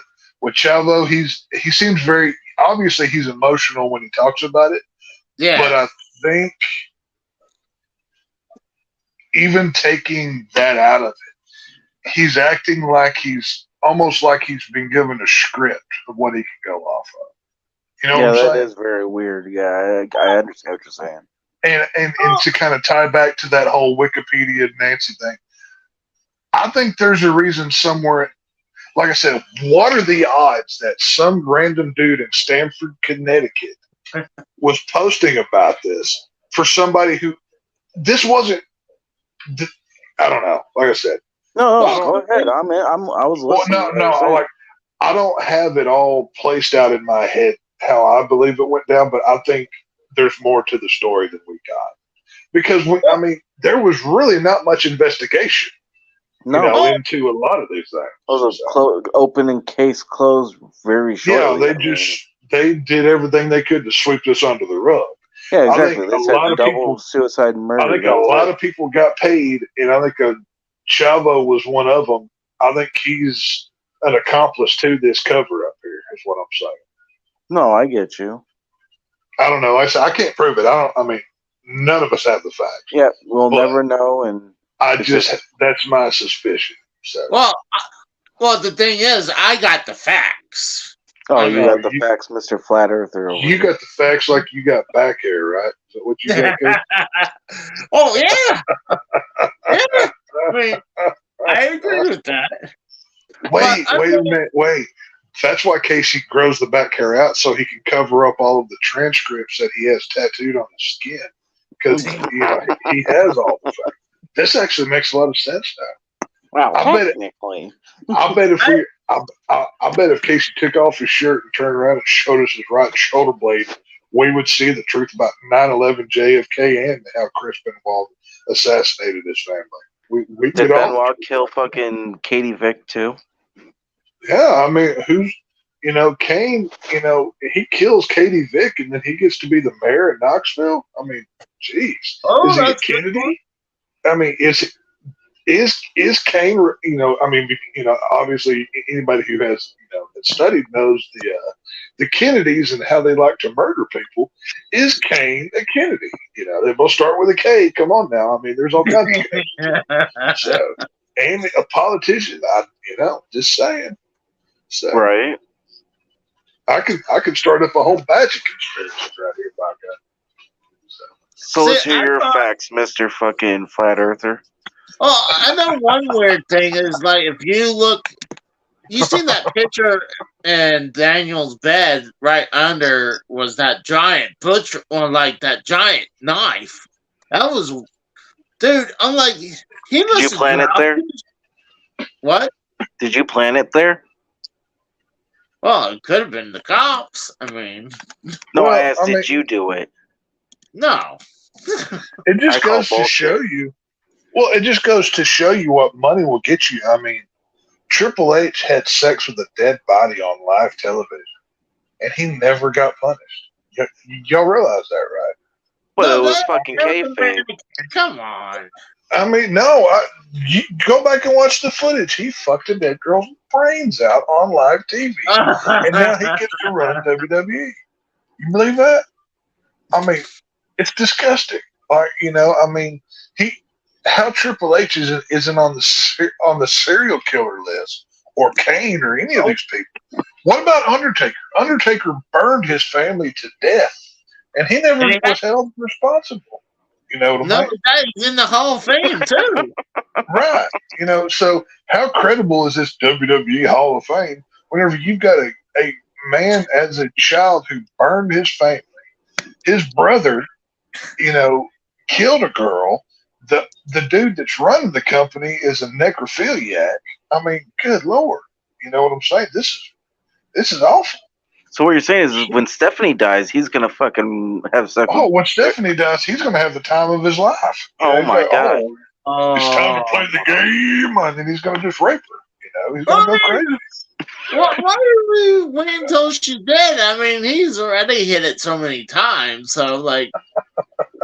Well, he's hit Stephanie McMahon so hard that she's not even attractive anymore. She used to be smoking hot.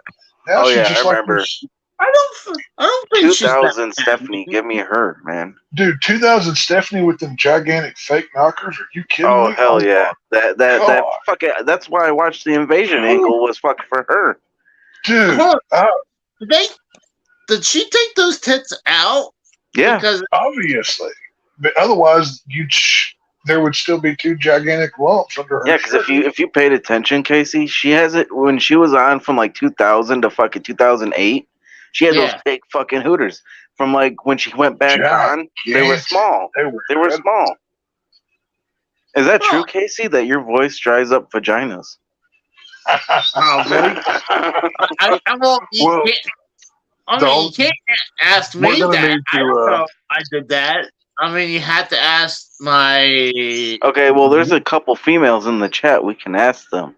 Anani, Emily, and fucking Melissa. Does it dry up your vagina? That's a real question. You're hearing Casey's voice.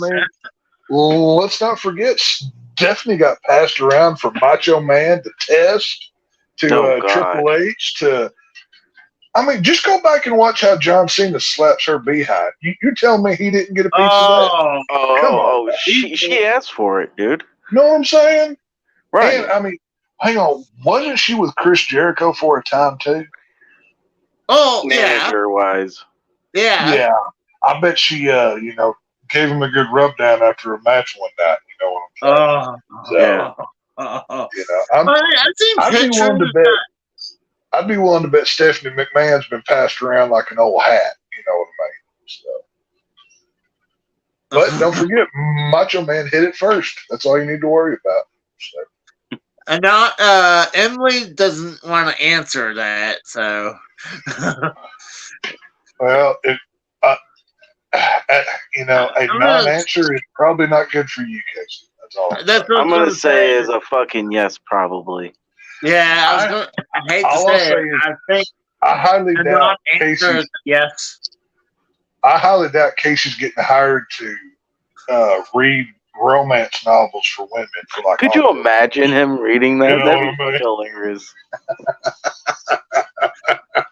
Hey, I don't think Casey in his nasally tone is going to be reading the next Fabio book for all them middle-aged women.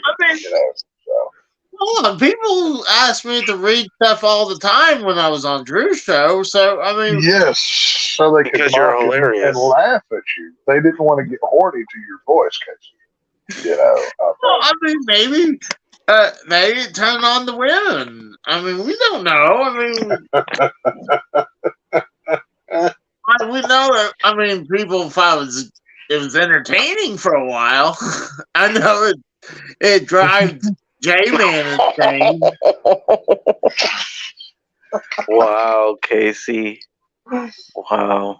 None of the women want to answer it, so we're going to take that as a yes. Casey is the leading cause of vaginal dryness. Wow. He's the poster boy for fucking Vagisil. Vagisil could use him as a mascot. Be like, hold on a minute. If you got dry, if your cunt's dried out, use some of this. Well, hold on. And then I had to squeeze in, technically,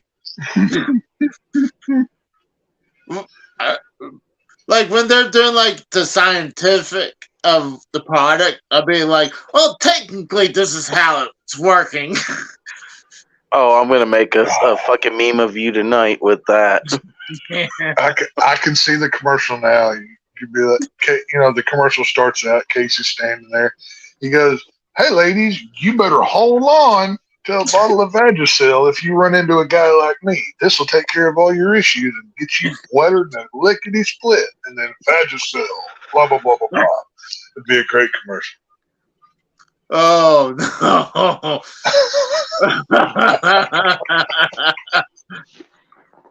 There you go. Yeah. See, that's the thing. Oh God, Pico's got it right here.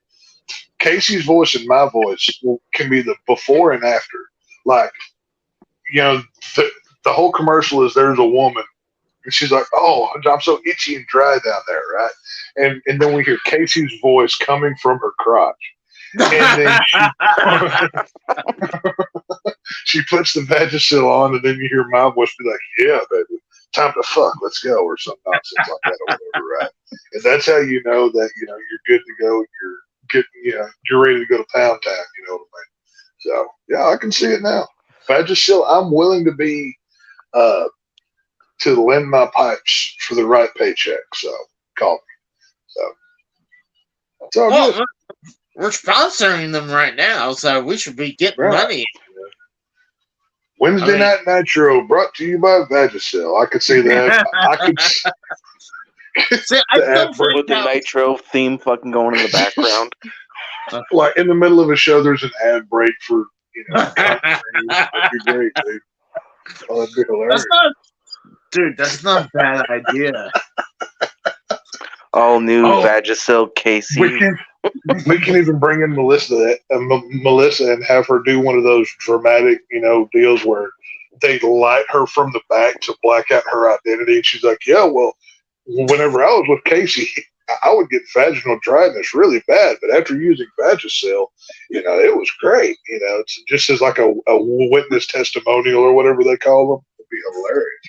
And then it's like, and then I saw Casey again and dried right back up. Right. They're like, well, Casey. On the weekend of WrestleMania, my vagina was dry. Casey wouldn't have sex with me. And then until I used this, I was wet in the water part, something like that. You just go off of it. So. Casey on a douche box. Oh, God. Jeez, Casey. Oh, Casey can be the spokesman for, useless pussy. That'd be great. I'm probably what I'm going to do is I'm going to try to find Vagisil? commercial and just randomly just put it in like as a ad.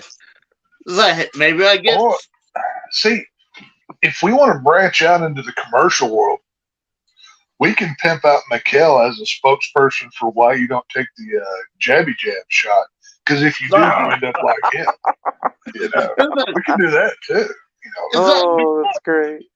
If you take the bleep vaccination, here's what you become, and then you just plaster a short clip of Mikkel singing from earlier in the show, and nobody would ever take it again. It'd be great.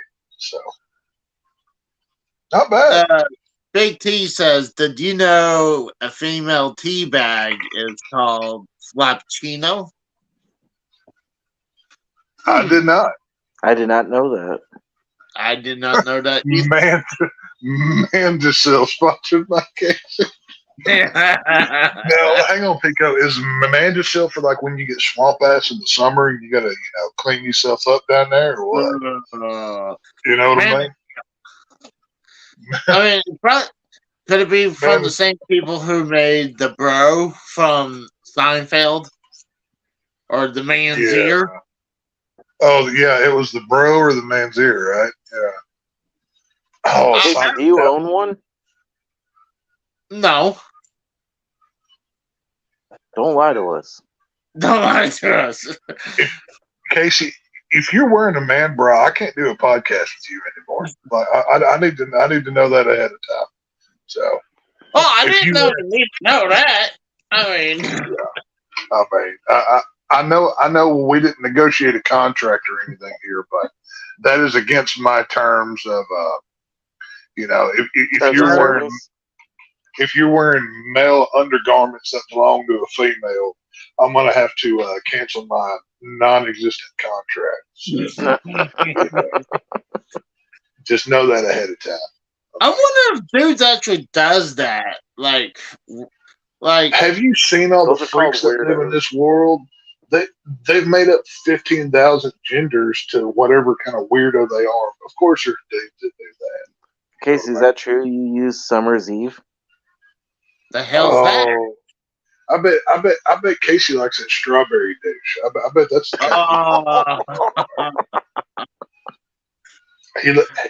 he likes his shit to smell fucking fruity in more than one way. Anani's got a good one. Oh God! What's Nani got? Casey should reach out to Baldo for a sponsorship. Baldo. I've never heard of Baldo. Is that some kind of hair thing or something? I mean, does it give me like a would that make me where it would help me with my baldness? Oh, here we go. Callan Frog has one for me. Stank Juice, sponsored by Tex. One swift will make you sick. There you go. Hey, as long as I get paid.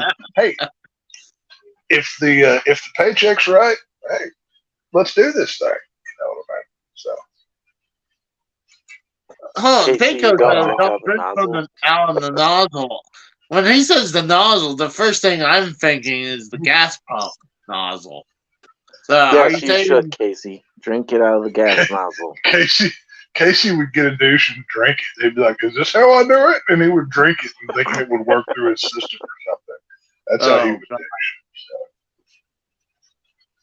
Oh, thanks, Pico. I would have known that my hair would help with my baldness. The thing is, even if I had hair... it's a sex toy. Oh. Well, I mean, oh, no. Oh, no. Wow.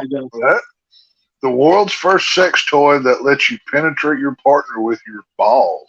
Holy, wow, that's a new one. Now, is that something a lady wants done to her? I mean, please educate us, ladies, and the two little ladies that actually watch this nonsense. Do you want your man to penetrate you with their balls? We had Melissa show up, so we had 3 women show up. Oh, well, 3. Okay, yeah. Well, I don't want to deny the fair sex of the show here, the whatever, but sure. If do you want your man to penetrate you with their balls? Is that on your to-do list before you die? Nope. I definitely not. And that's for the answer for the women, not you, Casey. Well, I forgot you do like to be penetrated with balls. So say, Casey, you're going to have to talk to Rose about getting penetrated. He's not on this show. So.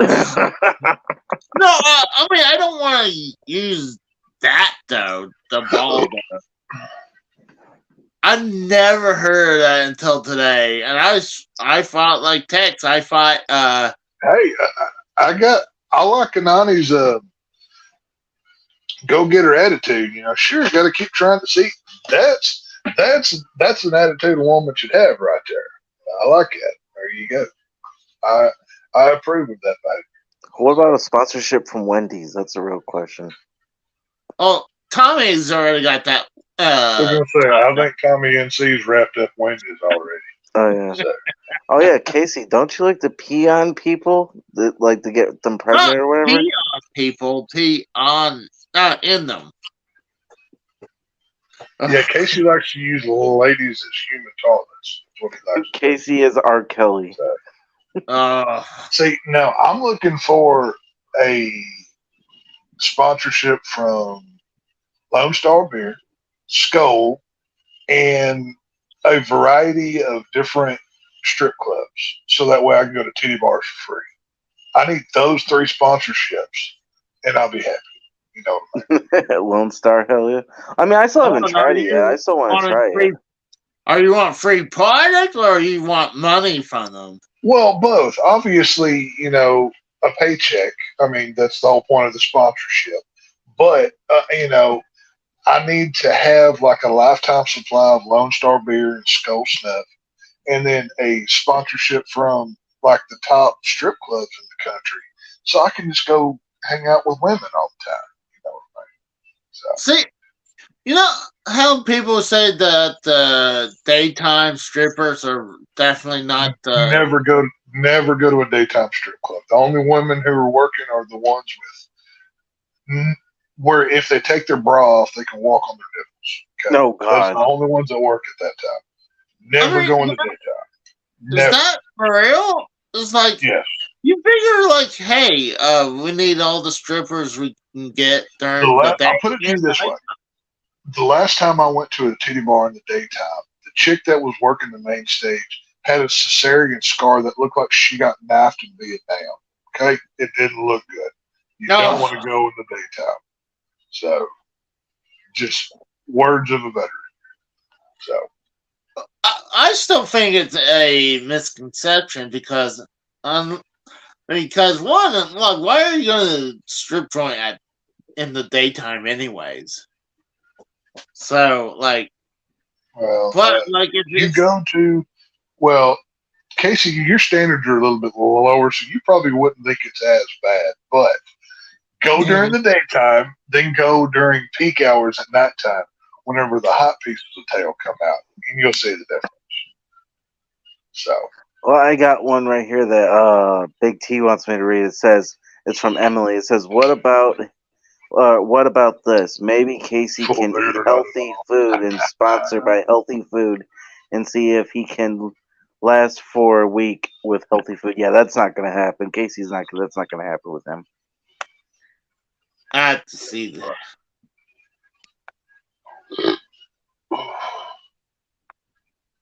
Oh, I can eat healthy food if I wanted to. hang on, wait. Pico delivering the question of the podcast, Anani. Can this Baldo thing go in on an ass? Wait, where is this at? Like 3 below with the highlighted one right now. Pico's asking Anani about that deal.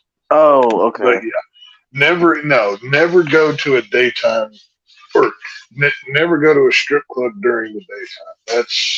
That's for like the women that have aged out of their prime and they still got to put those 4 kids through school. You know, but Casey would take them regardless. He'd take any Casey woman he could. Casey would love them because it's a lady putting her 3-foot long tits in her face. You know. Oh. No. That's why you throw cans at them. Cans? Yeah, food cans. You take fucking food cans at a strip club and you throw them at the strippers. It's too bad that they don't have actual money for food stamps, like actual bills. I mean, like they should accept those in the daytime at a strip club. Use That would be hilarious. EBT. That's what you should ask. What about loose change though? I mean, change is still money. Yeah, if you try to throw change at a stripper, you will get your ass whooped and will be thrown out. Just know that ahead of time. Even though let's say it's a handful of quarters. No, I'm pretty sure that's assault. Like I think that's probably a crime. But well, I mean, all right. What about like those dollar coins? Let's say you start, No, they like that folded money, the kind that that you can put in the band of the G-string and whatnot. You know, so. Well, start putting pockets on those G-strings so you. Hang on, wait. Walks in with a handful of quarters. Casey, only you would suggest putting more clothing on the dancers. That's only Casey would come up with that. I mean, it's hanging off the G-string, and you put the dollar coins into the pockets of the G-string. So if you're giving them $1, why don't you just give them a folded dollar? What's the difference? Because he's too Jewish for that. Oh, Jews don't do well in strip clubs because they don't like to turn loose of that money. You know what I mean? Like it's like a grip on it. Right. It's they walk in there like clutching it like it's their child or something. Yeah, there you go, Casey. You should go to the strip club, fucking tip the stripper with quarters and see how she reacts. Dude, strippers are, oh God, I love strippers. They're so much fucking fun, dude. I'm trying to remember what movie it was where it was a comedy where they brought this one person to the to the strip joint, and he ran out of cash, and so he started handing out change and try to like pour it into the G-string or. Dude, I'm telling you, you've never lived until you've been in a fist fight at a titty bar. That is so never happened. Oh my God, dude. That I've seen Coke happened. everywhere. It was about no, there wasn't Coke. This was when it happened to me. This was probably 4 or 5 years ago. We were at the titty bar, and some dude walks in and sees his ex old lady or something, or some girl that he thought was I don't know how they were connected, but he saw her dancing on another guy, and that proceeded to him attacking this dude, and then you know how bar fights go. It's just one of those things. But see, the guy And- shouldn't get mad because his old lady's making money, and he knows what the stripper does. By the end of it, me and my buddies, we're all just fist fighting everybody. God, it was so much fun, dude. I mean, I'm pretty sure I got like a broke rib out of it, but you know what? It was worth it. I got to beat the hell out of people. So. Hold on, you don't know if you had a broken rib? I mean, it felt like a broken rib, but it's really hard. You know, it's just one of those things. Like I had a bloody nose, black eye, the whole thing. It was, if you've never been in a bar fight, you haven't lived. It's just something a man needs to do. So, well, I mean, I bruised my ribs before, and that shit sucked because I was working at Sears at the time, and some a-hole bought a lawnmower during the winter time, and we only kept the lawnmowers in the container, and it was snowed out there, so I had to go out there to go get a lawnmower, and I slipped and I fell on my arm like this on my ribs, and I bruised my ribs because that shit hurt. What's amazing, it bruised my ribs, but my arm was fine. So, okay, what's the worst injury that you've had? Oh, that's a good topic right there. Yeah, that is a good topic. I'm gonna say, hands down, a torn disc in my spine because that took 2 years to recover. Jesus. I would say a blown kneecap when I played hockey in high school. Mine, when I cracked my tailbone, and I had to just keep going. I mean, with the cracked tailbone, it's like a broken rib. What are you going to do? Put a ace bandage around your ass? You know, there's literally nothing that you can do. Yeah, I tried that. Like there's nothing like. I was riding bulls at the time when it happened, dude. That hurt like hell. That was awful. Well, I remember, God, I would get shots in my spine. Like I would, I think it was like a steroid shot, and the first time it worked, it was great. It was almost like it was no longer hurting, but then it worn off after a couple months, and then did it again. It only lasted for a short while, and then I just had to do therapy. I got lucky that therapy worked, but it took over 2 years to get over it. Dude, I tell you what, my problem is I've took so many kinds of pills and drank as much as I have that even if I get a headache, right? Some people can take like 2 Tylenol and it eventually goes away. That shit don't work for me. I gotta take like triple the amount to do anything because I've took painkillers, different. I mean, hell, I used to do coke. I've done other drugs. Hell, I drink like a fish. I'm trying to figure out how you're still alive. That's the real question. Hey, you know what? I'm a tough son of a bitch. That's how I'm alive. Hey, dude, my worst. The only time we smoked. How old was I? I want to say around 20, somewhere around in there. I had never done meth. I had never smoked it before. You smoked meth before? Oh yeah. Oh, I did. Oh wow. I did one night. And my buddy had some. He's like, "Hey, try this shit," because I was doing coke at the time. And we did it for like 6 hours. We did it, dude. I didn't sleep for damn near a week. I've never done it. I would think Mikkel, not you. Up, dude. No, dude, I did it. Oh, I just did that out of curiosity. I was like, oh, okay, well, I'll try it. Whatever. I mean, I've done ecstasy, but I mean, that's that a sex stuff, drug. dude. That stuff's hardcore shit. Like, I never did it again. Like, I was in a really bad, like, self-destructive period in my life of like, fuck life. Yeah. And I mean, are you sure you're still not in it? Because I mean, you said you're in knife play. I'm like, because I mean, knife play. I mean, if you ask me, I mean, well, I think no, you're still there. That's more of just what my favorite kink is. I mean, not all of us like to piss in a woman, Casey. Some of us do. You weird fuck. He asks every girl he meets, "Can I pee on you?"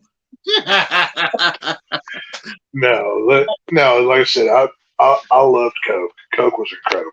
Oh my God. I just don't see you doing fucking meth like that. I don't see it. Like, well, like I said, it was a one-time thing for me. It was just done out of. It was a curiosity thing. I wanted to try it. The only drugs I've ever done by needle were steroids, and that was back whenever I was playing football. Right.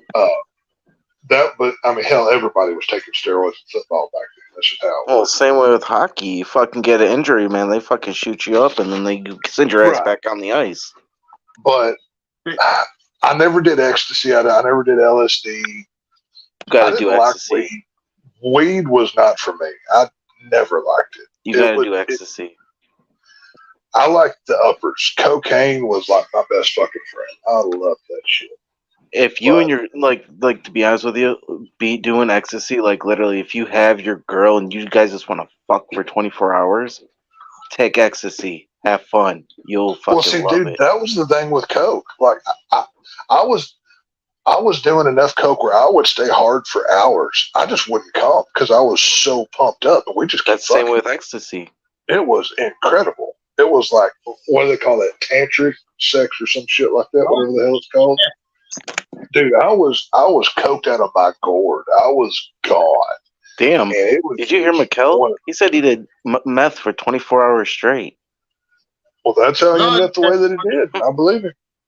I believe it too. Mikkel says he did it for 25 years. What? Yeah, no. Yeah. Like I said, I did it that one time just out of curiosity. Oh, yeah. A crazy blade. It turned like, I'm already aggressive as it is, but I got violent on that shit, dude. Like, I wanted to fucking stab people and shit. I'm like, this is not a good combination.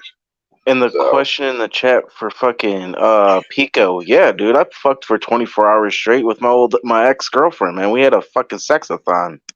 I couldn't do that. I mean, Big T knows what I'm talking about with those white lines running through his mind. Yeah, the white pony, dude, cocaine, dude. Oh my God, that stuff is like.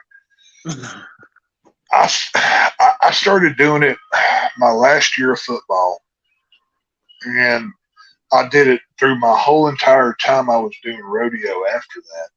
And then as I was bouncing in the bars for the first time, I kept doing it sporadically. Like, it was never really a habit for me. It was like for fun. I never really got addicted to it. It wasn't like, oh, I'm awake, I need some of this right now. It was a, every once in a while kind of thing. But, dude, that stuff is freaking incredible, man. I loved it. Well, if anything, it'd be, for me, it probably would be cocaine, but I never done anything. I mean, I want to see you smoke some weed. I think you'd start off with weed, probably be better than fucking coke. You do know you can blow your heart out with coke, right? Yeah, you can feel like, I always joke like, oh, I can see my heart beating through my shirt. That was always the joke. That's fucking true, man. Yeah, I'd rather see Casey smoke some pot than fucking that stuff will, like, I'm not a weed person. It doesn't do anything for me. Okay, Like, but what I'm saying well, for Casey's health wise, I can see him smoking a joint than fucking snorting a line of coke because the way he is, he probably would have a heart attack. yeah, In all I could see fairness, that. I'd rather him smoke a joint and him being fucking hungry and wanting to eat Normally, Coke is more for more of skinny people. a great. Well, no. See, that's not true. Like, I mean, back whenever I was doing Coke, I was smaller. I think I was like a 28-inch waist, but I was like very much in Wow, shape dude. at the time. I think my smallest was 32. Yeah. Well, I mean, this was me right out of like rodeoing, and I mean, I was cut, dude. I was good to go. Same here. When you're in sportsman, you got to be ripped. Yeah. No, it's Coke was. It was okay. Did you ever see the movie Crank with what's his face, that British dude from the Fast and Furious? I know what you're talking about, but I never. Jason Statham, I think is his name. I think so, but I've never seen the movie. I've never seen it though. It was like fueling my gas tank. It kept me going. But with Coke, what I liked about it was I could function normally. Like, I could eat, I could sleep, I could do everything that I needed to because I never did too much of it. Now, there were times when I did, and the times when I did is when I ended up shirtless one that beat somebody with a 2x4. But shit, it is what it is. But as much as I miss it now, that was a different me that did it. You know what I mean? So. In the comment for Pico, where it says, "Did you use a bolo for 24 hours straight?" No, dude. Fucking, it's called if you know how to fuck, you know how to fuck. It's just common sense. Shit. That's by fucking any means necessary. There's only one time I think I ever used. I know for sure I used some type of sex toy, and it was a vibrating cock ring. What? Yeah, is one of the. Never seen one. Well, what it is, it's a cock ring with a little vibrator. Like that? Is that your cock ring right there, Casey? My cock ring? Well, this? Yeah. Or is that just your clit? It's a giant click. But no, that was the only time I ever used it. It was not bad because it vibrated the cock and it felt good. So now, was this in your ass or going in somebody else's? Oh, didn't go in. Wait, what? What, Casey? Hold on, Tex. What'd you say, Casey? They didn't go up in anyone's ass, but I mean, so I mean, so I don't know. In your ass. That's what you're saying. No. He was the receiver on that football play. You know what I'm saying? That's what it seems like. He was running the touchdown in. He wasn't pitching it. Oh, that's funny. Oh, Casey's cock ring sounds like an emo band. Yeah, see, I mean, Pico said I use this with a woman present. Like, well, yeah, she's the one who brought it. Well, see, here's the thing. He wasn't using it on the woman. She was just watching him use it all by himself. He was just sitting over in the corner, and she was like, "Oh, that's disgusting," but okay, whatever. And he just, once he got the vibrating cock ring, he didn't need the woman anymore. He just sat there and had his own party. Would you consider that as Casey getting cucked or his girlfriend getting cucked at the time? Is it possible for Casey to cuck himself? That's what I'm asking. Because, he is one of the biggest cucks we know. So, Huh. I don't think it's that bad because, it fights its stuff up with using something like that. But if you're using like, let's say, a vibrator or a dildo in sex instead of you, then yeah, that's not good. Well, You're like, there's nothing wrong with that. There's nothing wrong with bringing in extra equipment as long as you're the one driving home the home run. Exactly. So. well, I prefer to do the most of the work anyway. So 5 seconds doesn't count, Casey. what? 5 seconds doesn't count. Oh, okay. Well, I mean, I'm not gonna lie, it has happened before, but Well, wasn't it on the last episode where somebody accused Casey of using the Nintendo Power Glove to fist some chick or something like that? You know. And he gets stuck. He's like, "You gotta give me back my glove." Well, I mean, the one I grew up as a child went missing, so I wonder where that went. I do too. I mean, it went out missing. I had to buy a brand new, well, not a brand new one, but another one in its box. If Casey were to ever use a sex toy, I could see him using like a Nintendo 64 controller with that pointy middle part. Yeah. You know. Oh my God. Casey's favorite sex toy is Game Boy. Well, think about it, Tex. You're not too far off. Think about it. I mean, N64 is the first controller with rumble. So, there you go. See? When you had the rumble pack, and then you had the middle piece, I mean, it's a dildo right there. I mean, it's a vibrator. From experience. Casey, did you strap a Nintendo 64 controller to your dick and play video games to make it rumble? Oh God! You know what? It wouldn't shock me if someone done something like that. Oh God! Think about it. I bet money people has done that. Well, with as many deviants out there are in the world, somebody's done it, I'm sure. Oh yeah, someone's done something related with that's like that. You know, what do they call that? Rule 34. If there's anything out there in the world on the internet, there's a porno version of it or something like that. So, yeah. Oh, good Lord. I bet Casey's checked off too. No. The Nintendo gun from God, Casey. Is that true? Pull the trigger, pull the trigger, pull the trigger. And you hear the click in your asshole. You can feel it. Jesus. Actually, you know, it's funny they said about the light gun because, you know, nowadays with the flat screen, you're not able actually to use the light gun, but they do have a modern version of it nowadays. See, Casey, here's the thing, though. I mean, you can mix your love of video games, electronics, and women in 2023. You know that, right? Like, go buy one of those sex dolls that's like all computerized and will talk to you and learns about you.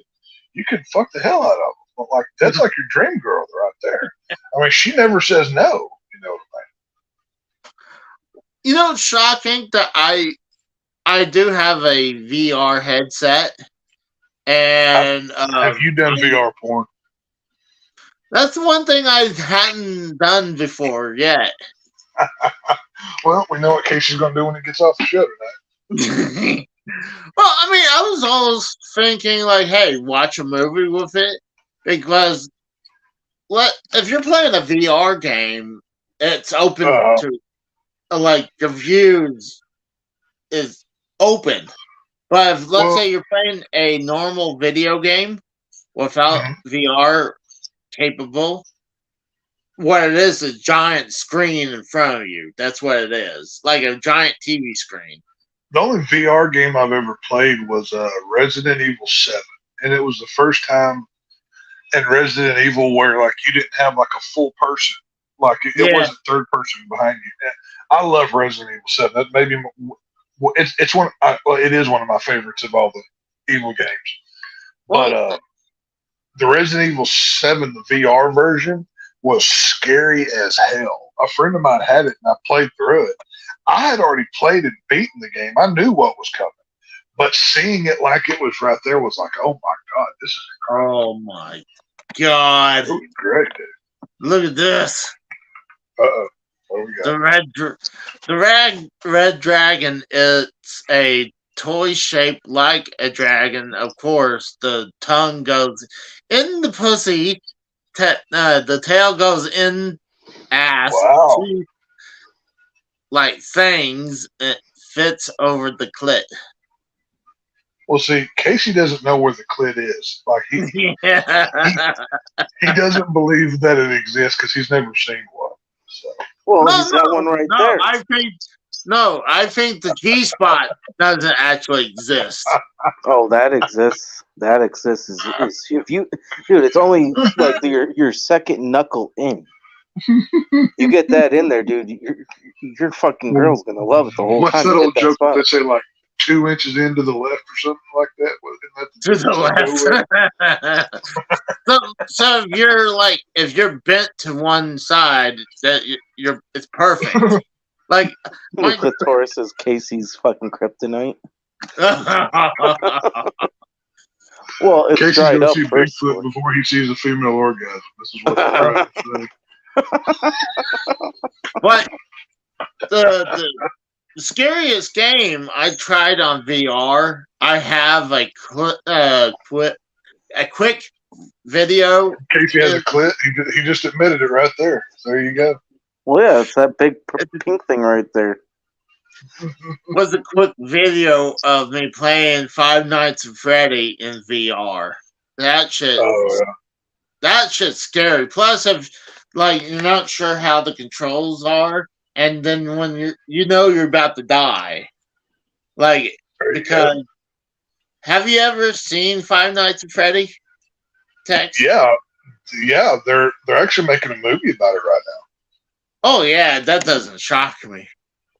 Yeah, they got Matthew Lillard from Scream and other films.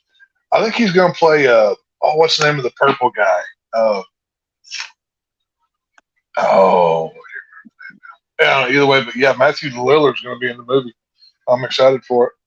I wonder if he's going to be the security guy. See, the thing is, I don't know who he's going to be, but I know he's like the star of it. He's going to be like the main role. So, then that's the main role is just the security guy just sitting at the chair and just look at the TV screens and then making all sure. I know is that Blumhouse, the studio Blumhouse, has the rights to Five Nights at Freddy's, and there is a lot of mythology and lore that they can go into. Oh, yeah. I think they're trying to make that their new tentpole universe, like Harry Potter or whatever. And so, if the first one is successful, of course, I would suspect that you'll see more of it. So. I definitely go watch it, at least the first one, to see how it is and see how close is it to the video game.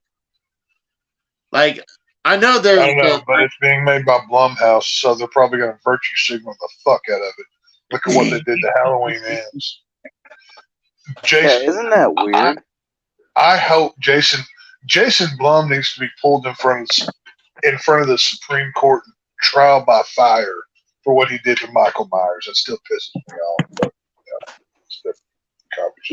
that is weird to think about. I mean, like in the case of Blumhouse, they'll do virtual signaling, but at the same time, fucking Dimension Films, when they were around, they would always put in fucking Ben Affleck and Matt Damon and everything. You know what I mean? Well, they're virtue signaling because this is the time that we live in now.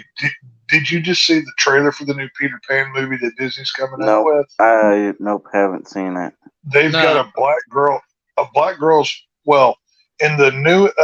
In the newest Cinderella, they had a black bald girl being the not the Cinderella? witch, but no, she was like the genie woman, or not genie woman, but Oh god. whatever. Basically, they had a black woman take a role in that movie that was a white blonde lady. The Little Mermaid is now black, and Oh, yeah, I've seen that. Tinkerbell in the new Peter Pan is a black chick, and Peter Pan looks like a Mexican tranny. It's weird.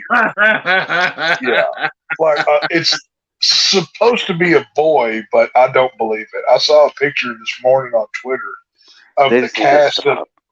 of the cast of the new Peter Pan movie, and Peter Pan. It looks like a Mexican tranny, female to male, is what it looks like. Well, big Yeah. tease of these Disney live action movies are rough. I mean, I Oh, like they're garbage. They don't make any money.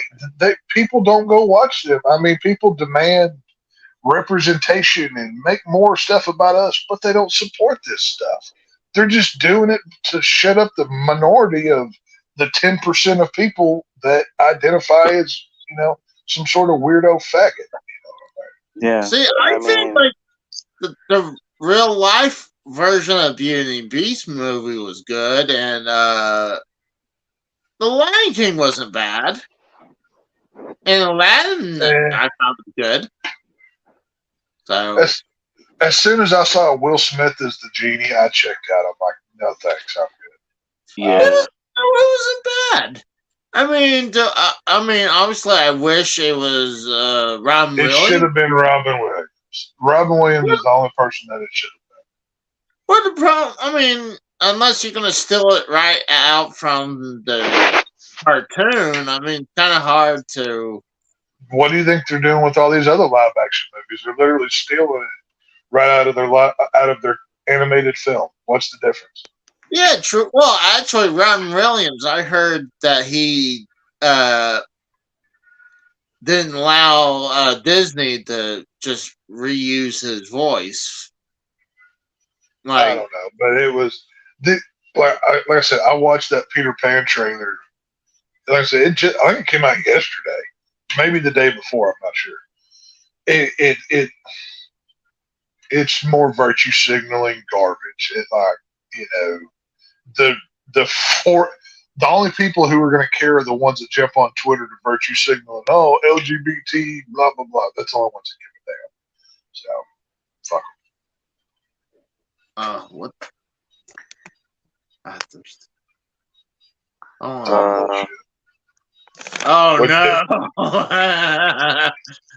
Oh, the new Peter Pan is Elian Gonzalez. Well, I mean, I don't even know who that is. I mean, how long was that? Was that almost 20 years ago? Pico says I haven't eaten pussy in so long it's killing me. That's sad. I mean, you'll probably get herpes, but go find you a lot lizard or some or Mikkel's mom. Mikkel's mom. I'm sure Mikkel's mom will let you chew on her roast beef for an hour. No. And I guarantee you, her pussy lips for so long they'll probably reach from her house to yours. So probably over quantity. The house. So. No, thank you. Okay. There's ways. Casey's face is priceless. Just sign up for a dating app and be like, I just want to eat you out. I don't give a damn who you are. And just see who responds. I'm wondering it'd be hilarious to see if we can get anyone. It's pretty fucked up from thinking. Oh my god, that's so fucked up. Last one Pico said. Oh no! Oh, on the screen. Mikkel's mom has Arby's beef and cheddar. Yeah, there's. Not only is there cheddar, but there's going to be Arby's sauce dripping out of that asshole too. So get ready. Oh my god! Oh my god! What's going on, Federico?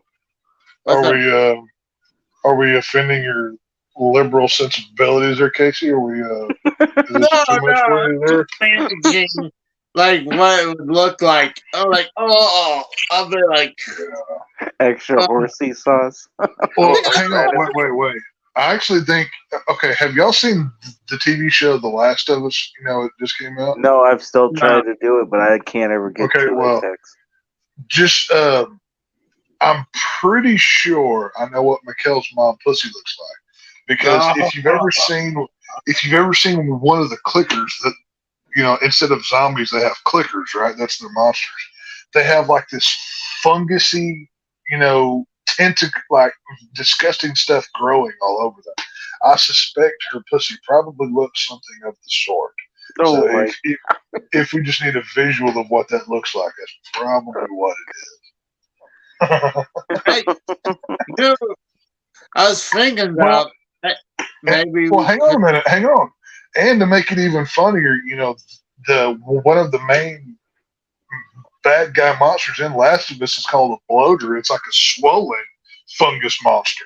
And I'm pretty sure that Mikkel's mom was the inspiration for that in the video game.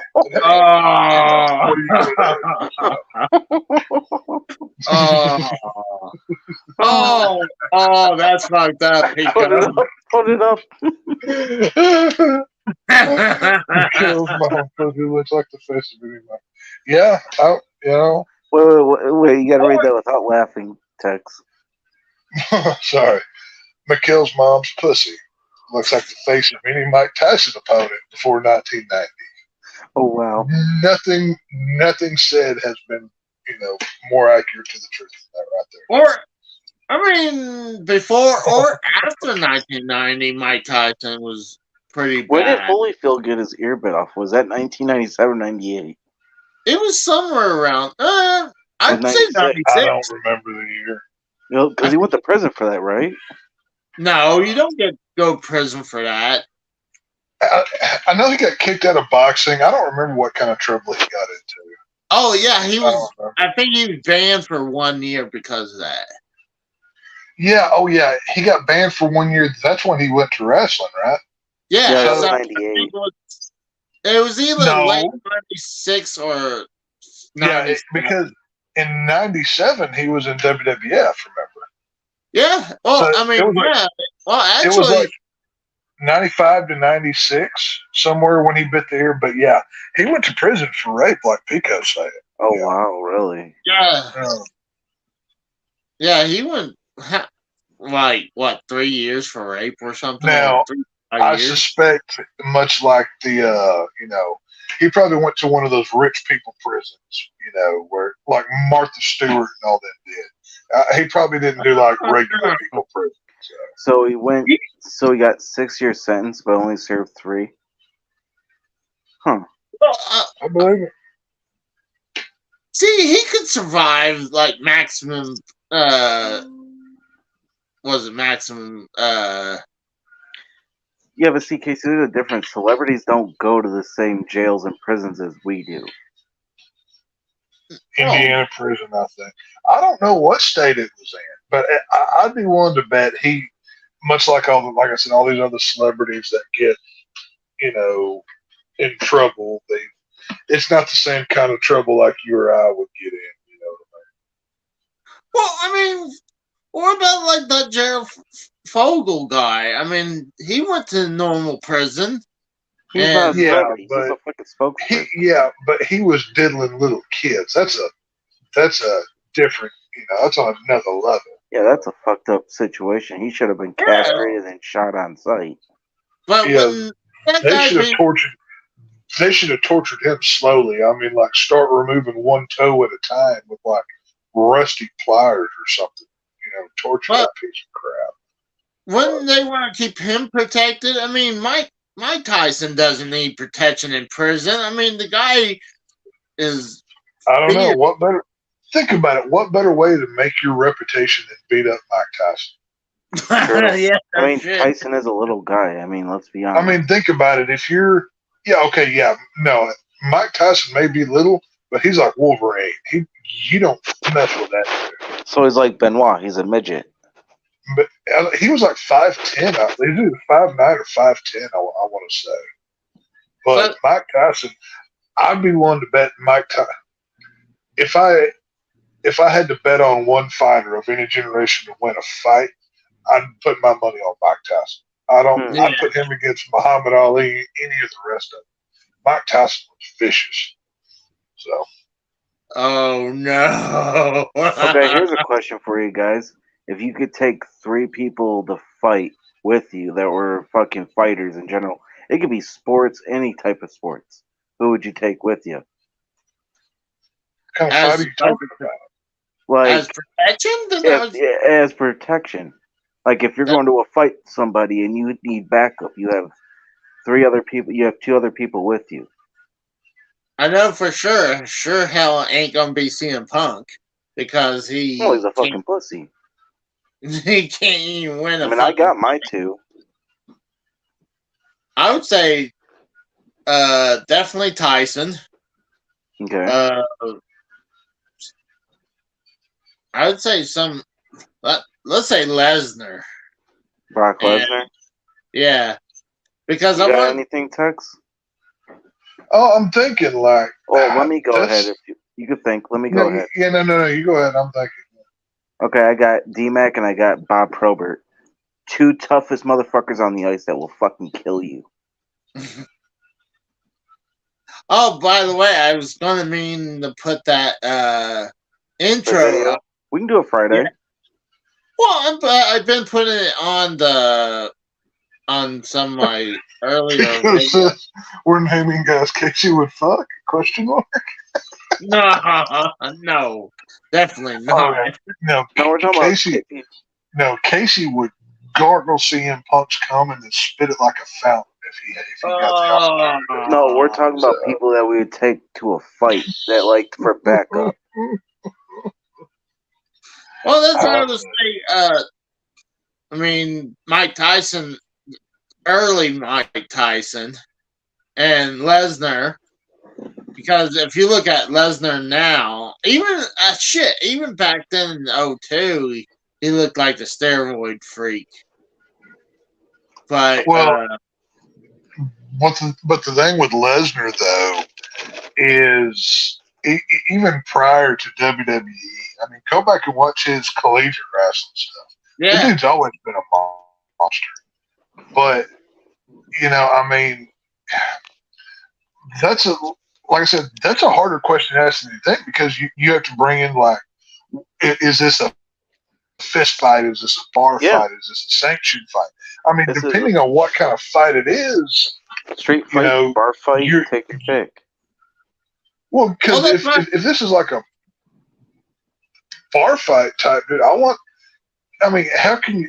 If you just want to, since we're in the wrestling world, apparently, how can you not say the Road Warriors? Hawk. Well, we're not just talking wrestling. We're talking like in general. I know, but any tough guys.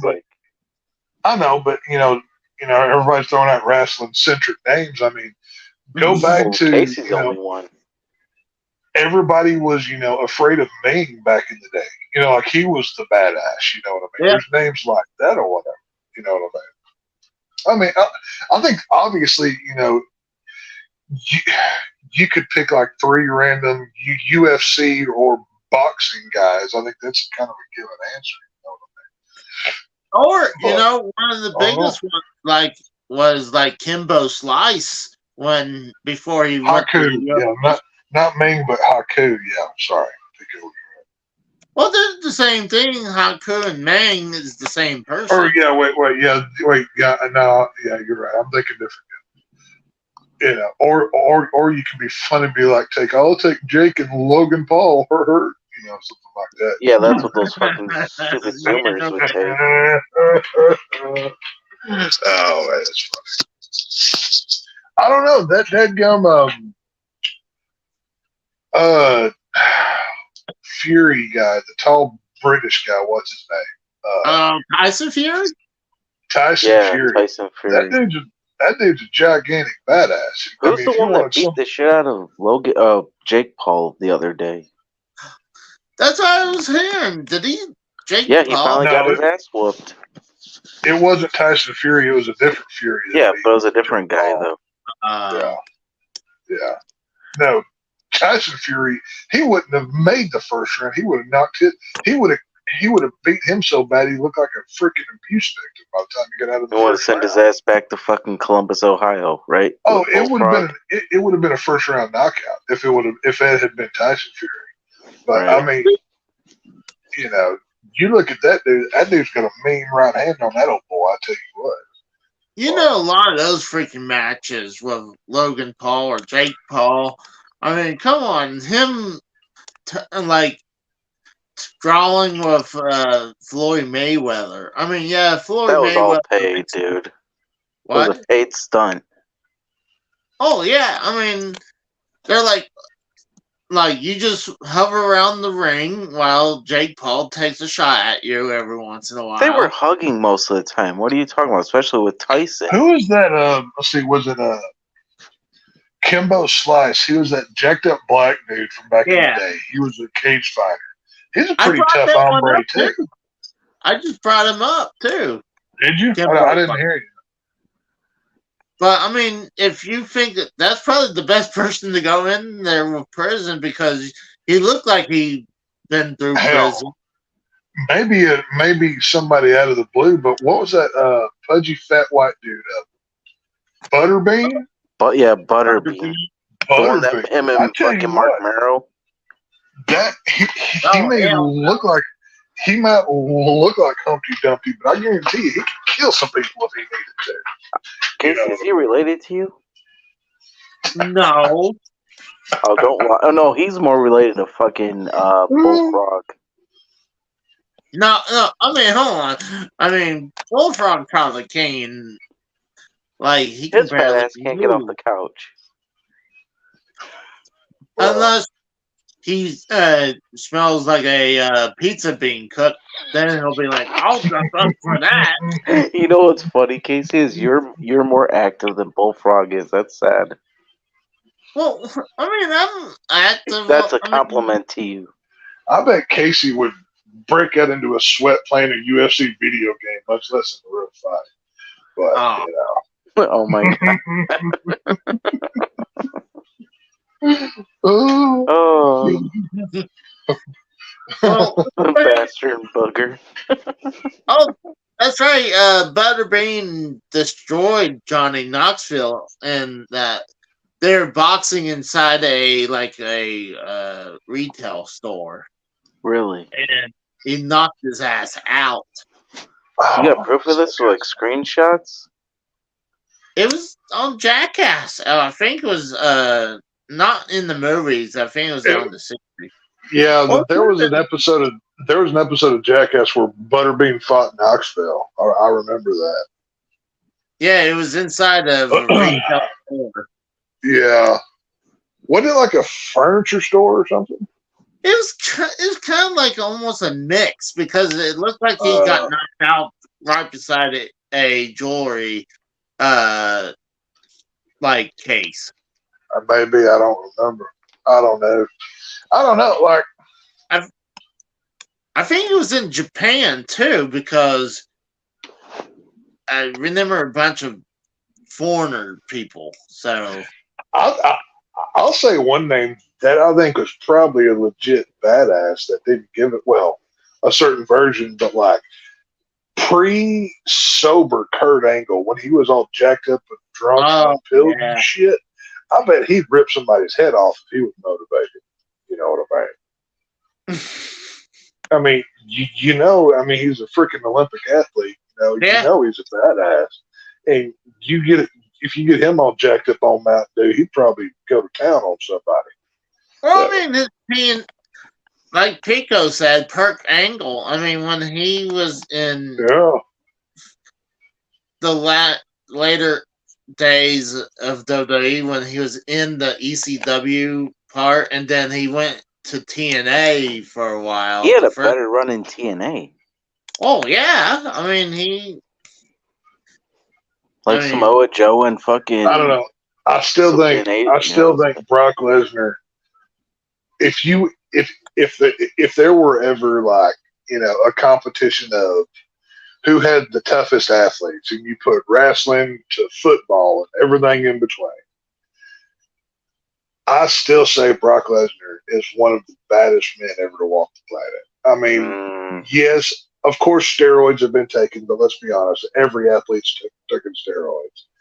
The dude's did the UFC. He's did the he did the football. He he didn't make the final cut of the team, but hey, you know what? He did good for what he did. I would put Pete Brock Lesnar up against just about anybody. I mean, yes, if you look at his UFC run, you can kind of say that he was pampered and padded a little bit, but you know what? I think he's one of the baddest dudes to ever walk the planet. I mean, you don't do everything that he did if you're not one of the baddest dudes. See, Frank Mir got him in this submission move his first UFC fight, but later on he took on Frank Mir and beat him. So I'm like, well, I mean, the people who were anti-Brock Lesnar kind of argue that, oh, well, he didn't really fight anybody in their prime or blah, blah, blah, blah, blah. I mean, hell. Well, if that's the case, they say with Jake Paul, too, that you're making the same comparison. I mean, not too long ago, Drew and I had this conversation talking about Brock Lesnar or whatever in his UFC stuff. But, I don't know. I think Brock Lesnar, it's hard to argue with that dude, his accomplishments. You know what I mean? Well, I can kind of see who did he beat for the belt? I mean, the UFC. I'm trying to remember because Randy Couture. No, was it? No, I don't remember now. He was an older gentleman he was doing commentating for a while, and then he decided to come back and when the guy won the belt, and then Lesnar beat him for the belt. But he. Hey guys, I'm getting a phone call. I think Lesnar held him for a year. Did he? Yeah, I think so. Randy Couture. Bam. That's his name, yep. Now, Casey, we need you to spell a word. And close your eyes and say it and spell it, okay? I know how to spell clit. Come on. Yeah, because you're reading that, you fucking cheating son of a bitch. It's 4 letters. How could I not figure that out? Well, without looking at the screen, we don't know if you can spell it. We don't know how illiterate you are. I don't need to prove that. Come on, man. Well, that's just Mr. Pico. I'm not. I know you're smart. But hey, I don't vagina. Know. Oh, yeah, that's a little harder. And I just saw it, so it's gonna be hard not to remember it. But text looks like he's taking off. But no, he had a phone call. But I'm getting a nasty headache, and I need to get ready before I go to bed. It's almost 1, so let's go ahead and promote Frank and everyone and take off. Right. Shout out to Gatekeeper Drew. You can find him at fucking Gatekeeper Gaming on YouTube. Shout out to Tex. You can find Tex on Twitter at /Vision and on the Harsh Truth with Frank. And shout out to the Harsh Truth with Frank and Tex and Jeremy and Cora. And then and then for my plugs, I want to shout out fucking Woodward Sports, good fucking people. Shout out D-Mac for doing that video. We'll be doing that. We'll be putting that video up on Friday as Raw. That's gonna be a good one. Yeah, he actually does watch your shit, dude. We were talking at the comedy club, and he was actually showing me. Yeah, like he was like, "What's up?" Is that nice? Yeah. Yeah, he's a really cool dude once you get to know him. Like, literally, I met his mom and dad the same night. We were all sitting there just hanging out and shit. Like, genuine, like, just a genuine person. Like, you would think, like, for a hockey player, he'd be like, oh, no. Literally, it's like his mom and his dad is right across, and then it was him, and then this one girl that was working with him, and then he's right there and right next to me the whole time. We're sitting there laughing our asses off. That was crazy. That's something I want to go. I mean, I've never been to a comedy club, but I think that would be great to do. Right. No, it's fucking good. It was good. And then let's see here.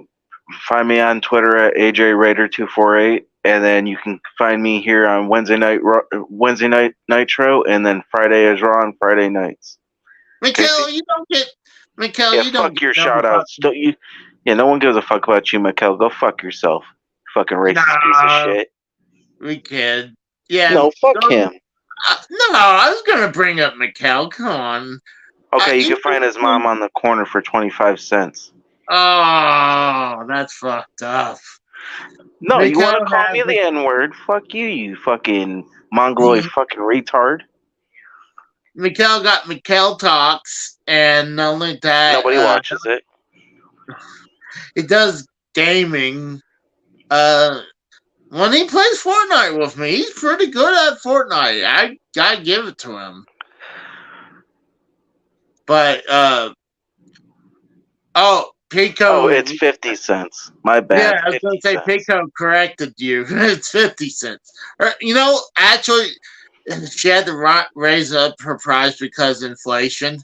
So I mean. Oh, that's funny. You got anything, Casey? What?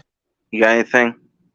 Yeah, I just released video game Hunting After Dark today. It was a shorter video, but I got a couple things recorded. I have some Game Boy games that I recorded.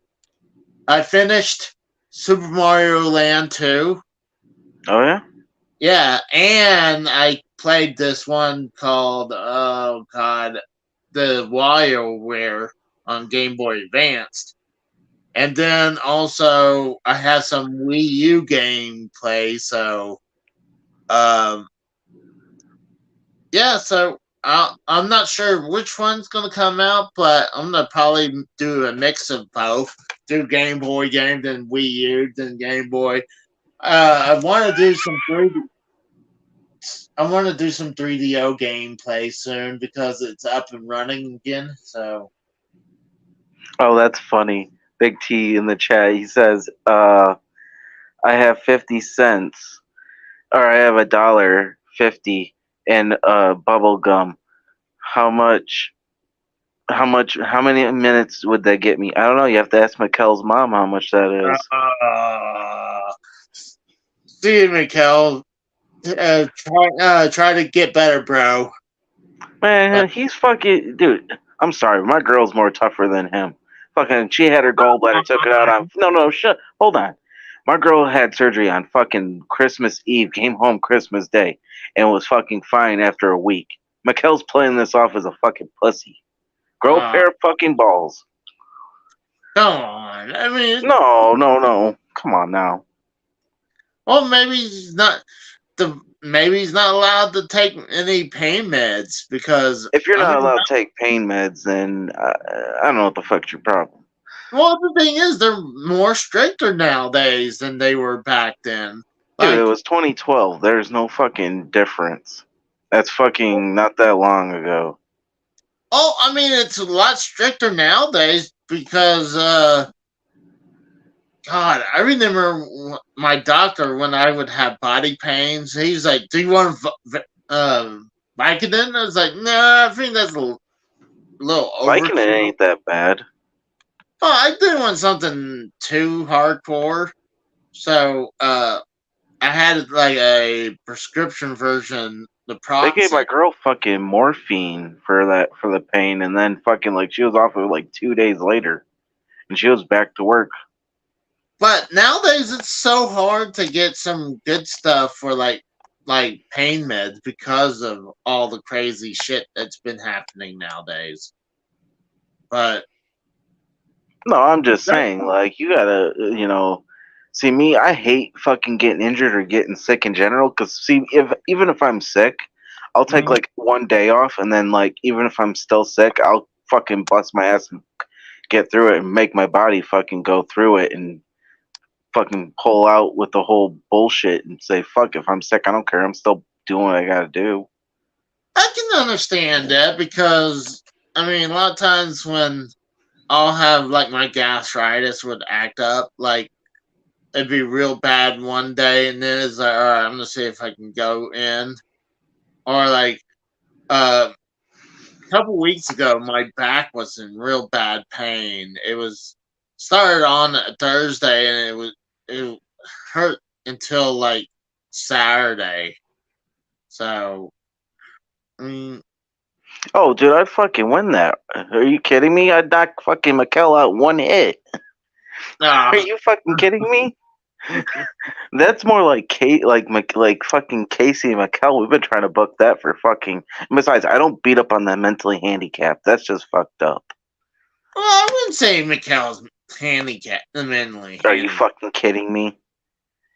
Quit trying to fucking suck his dick over here, Casey. Let's be fucking real.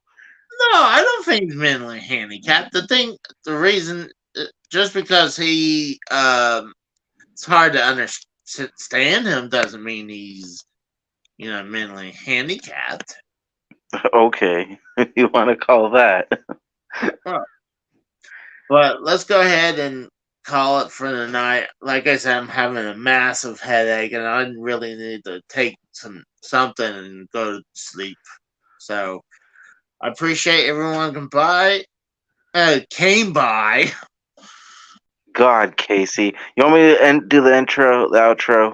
Sure. All right, thank you everybody for watching Wednesday Night Nitro. We will see you on Friday night for Friday Night is Raw. Everybody from that was on the show, Tex, Mikkel, you can go fuck yourself. Casey Israel is my co-host. Thank you everybody, and we'll see you Friday. Have a good day. Have a good night, everybody. Have a good day. See you guys. What the fuck?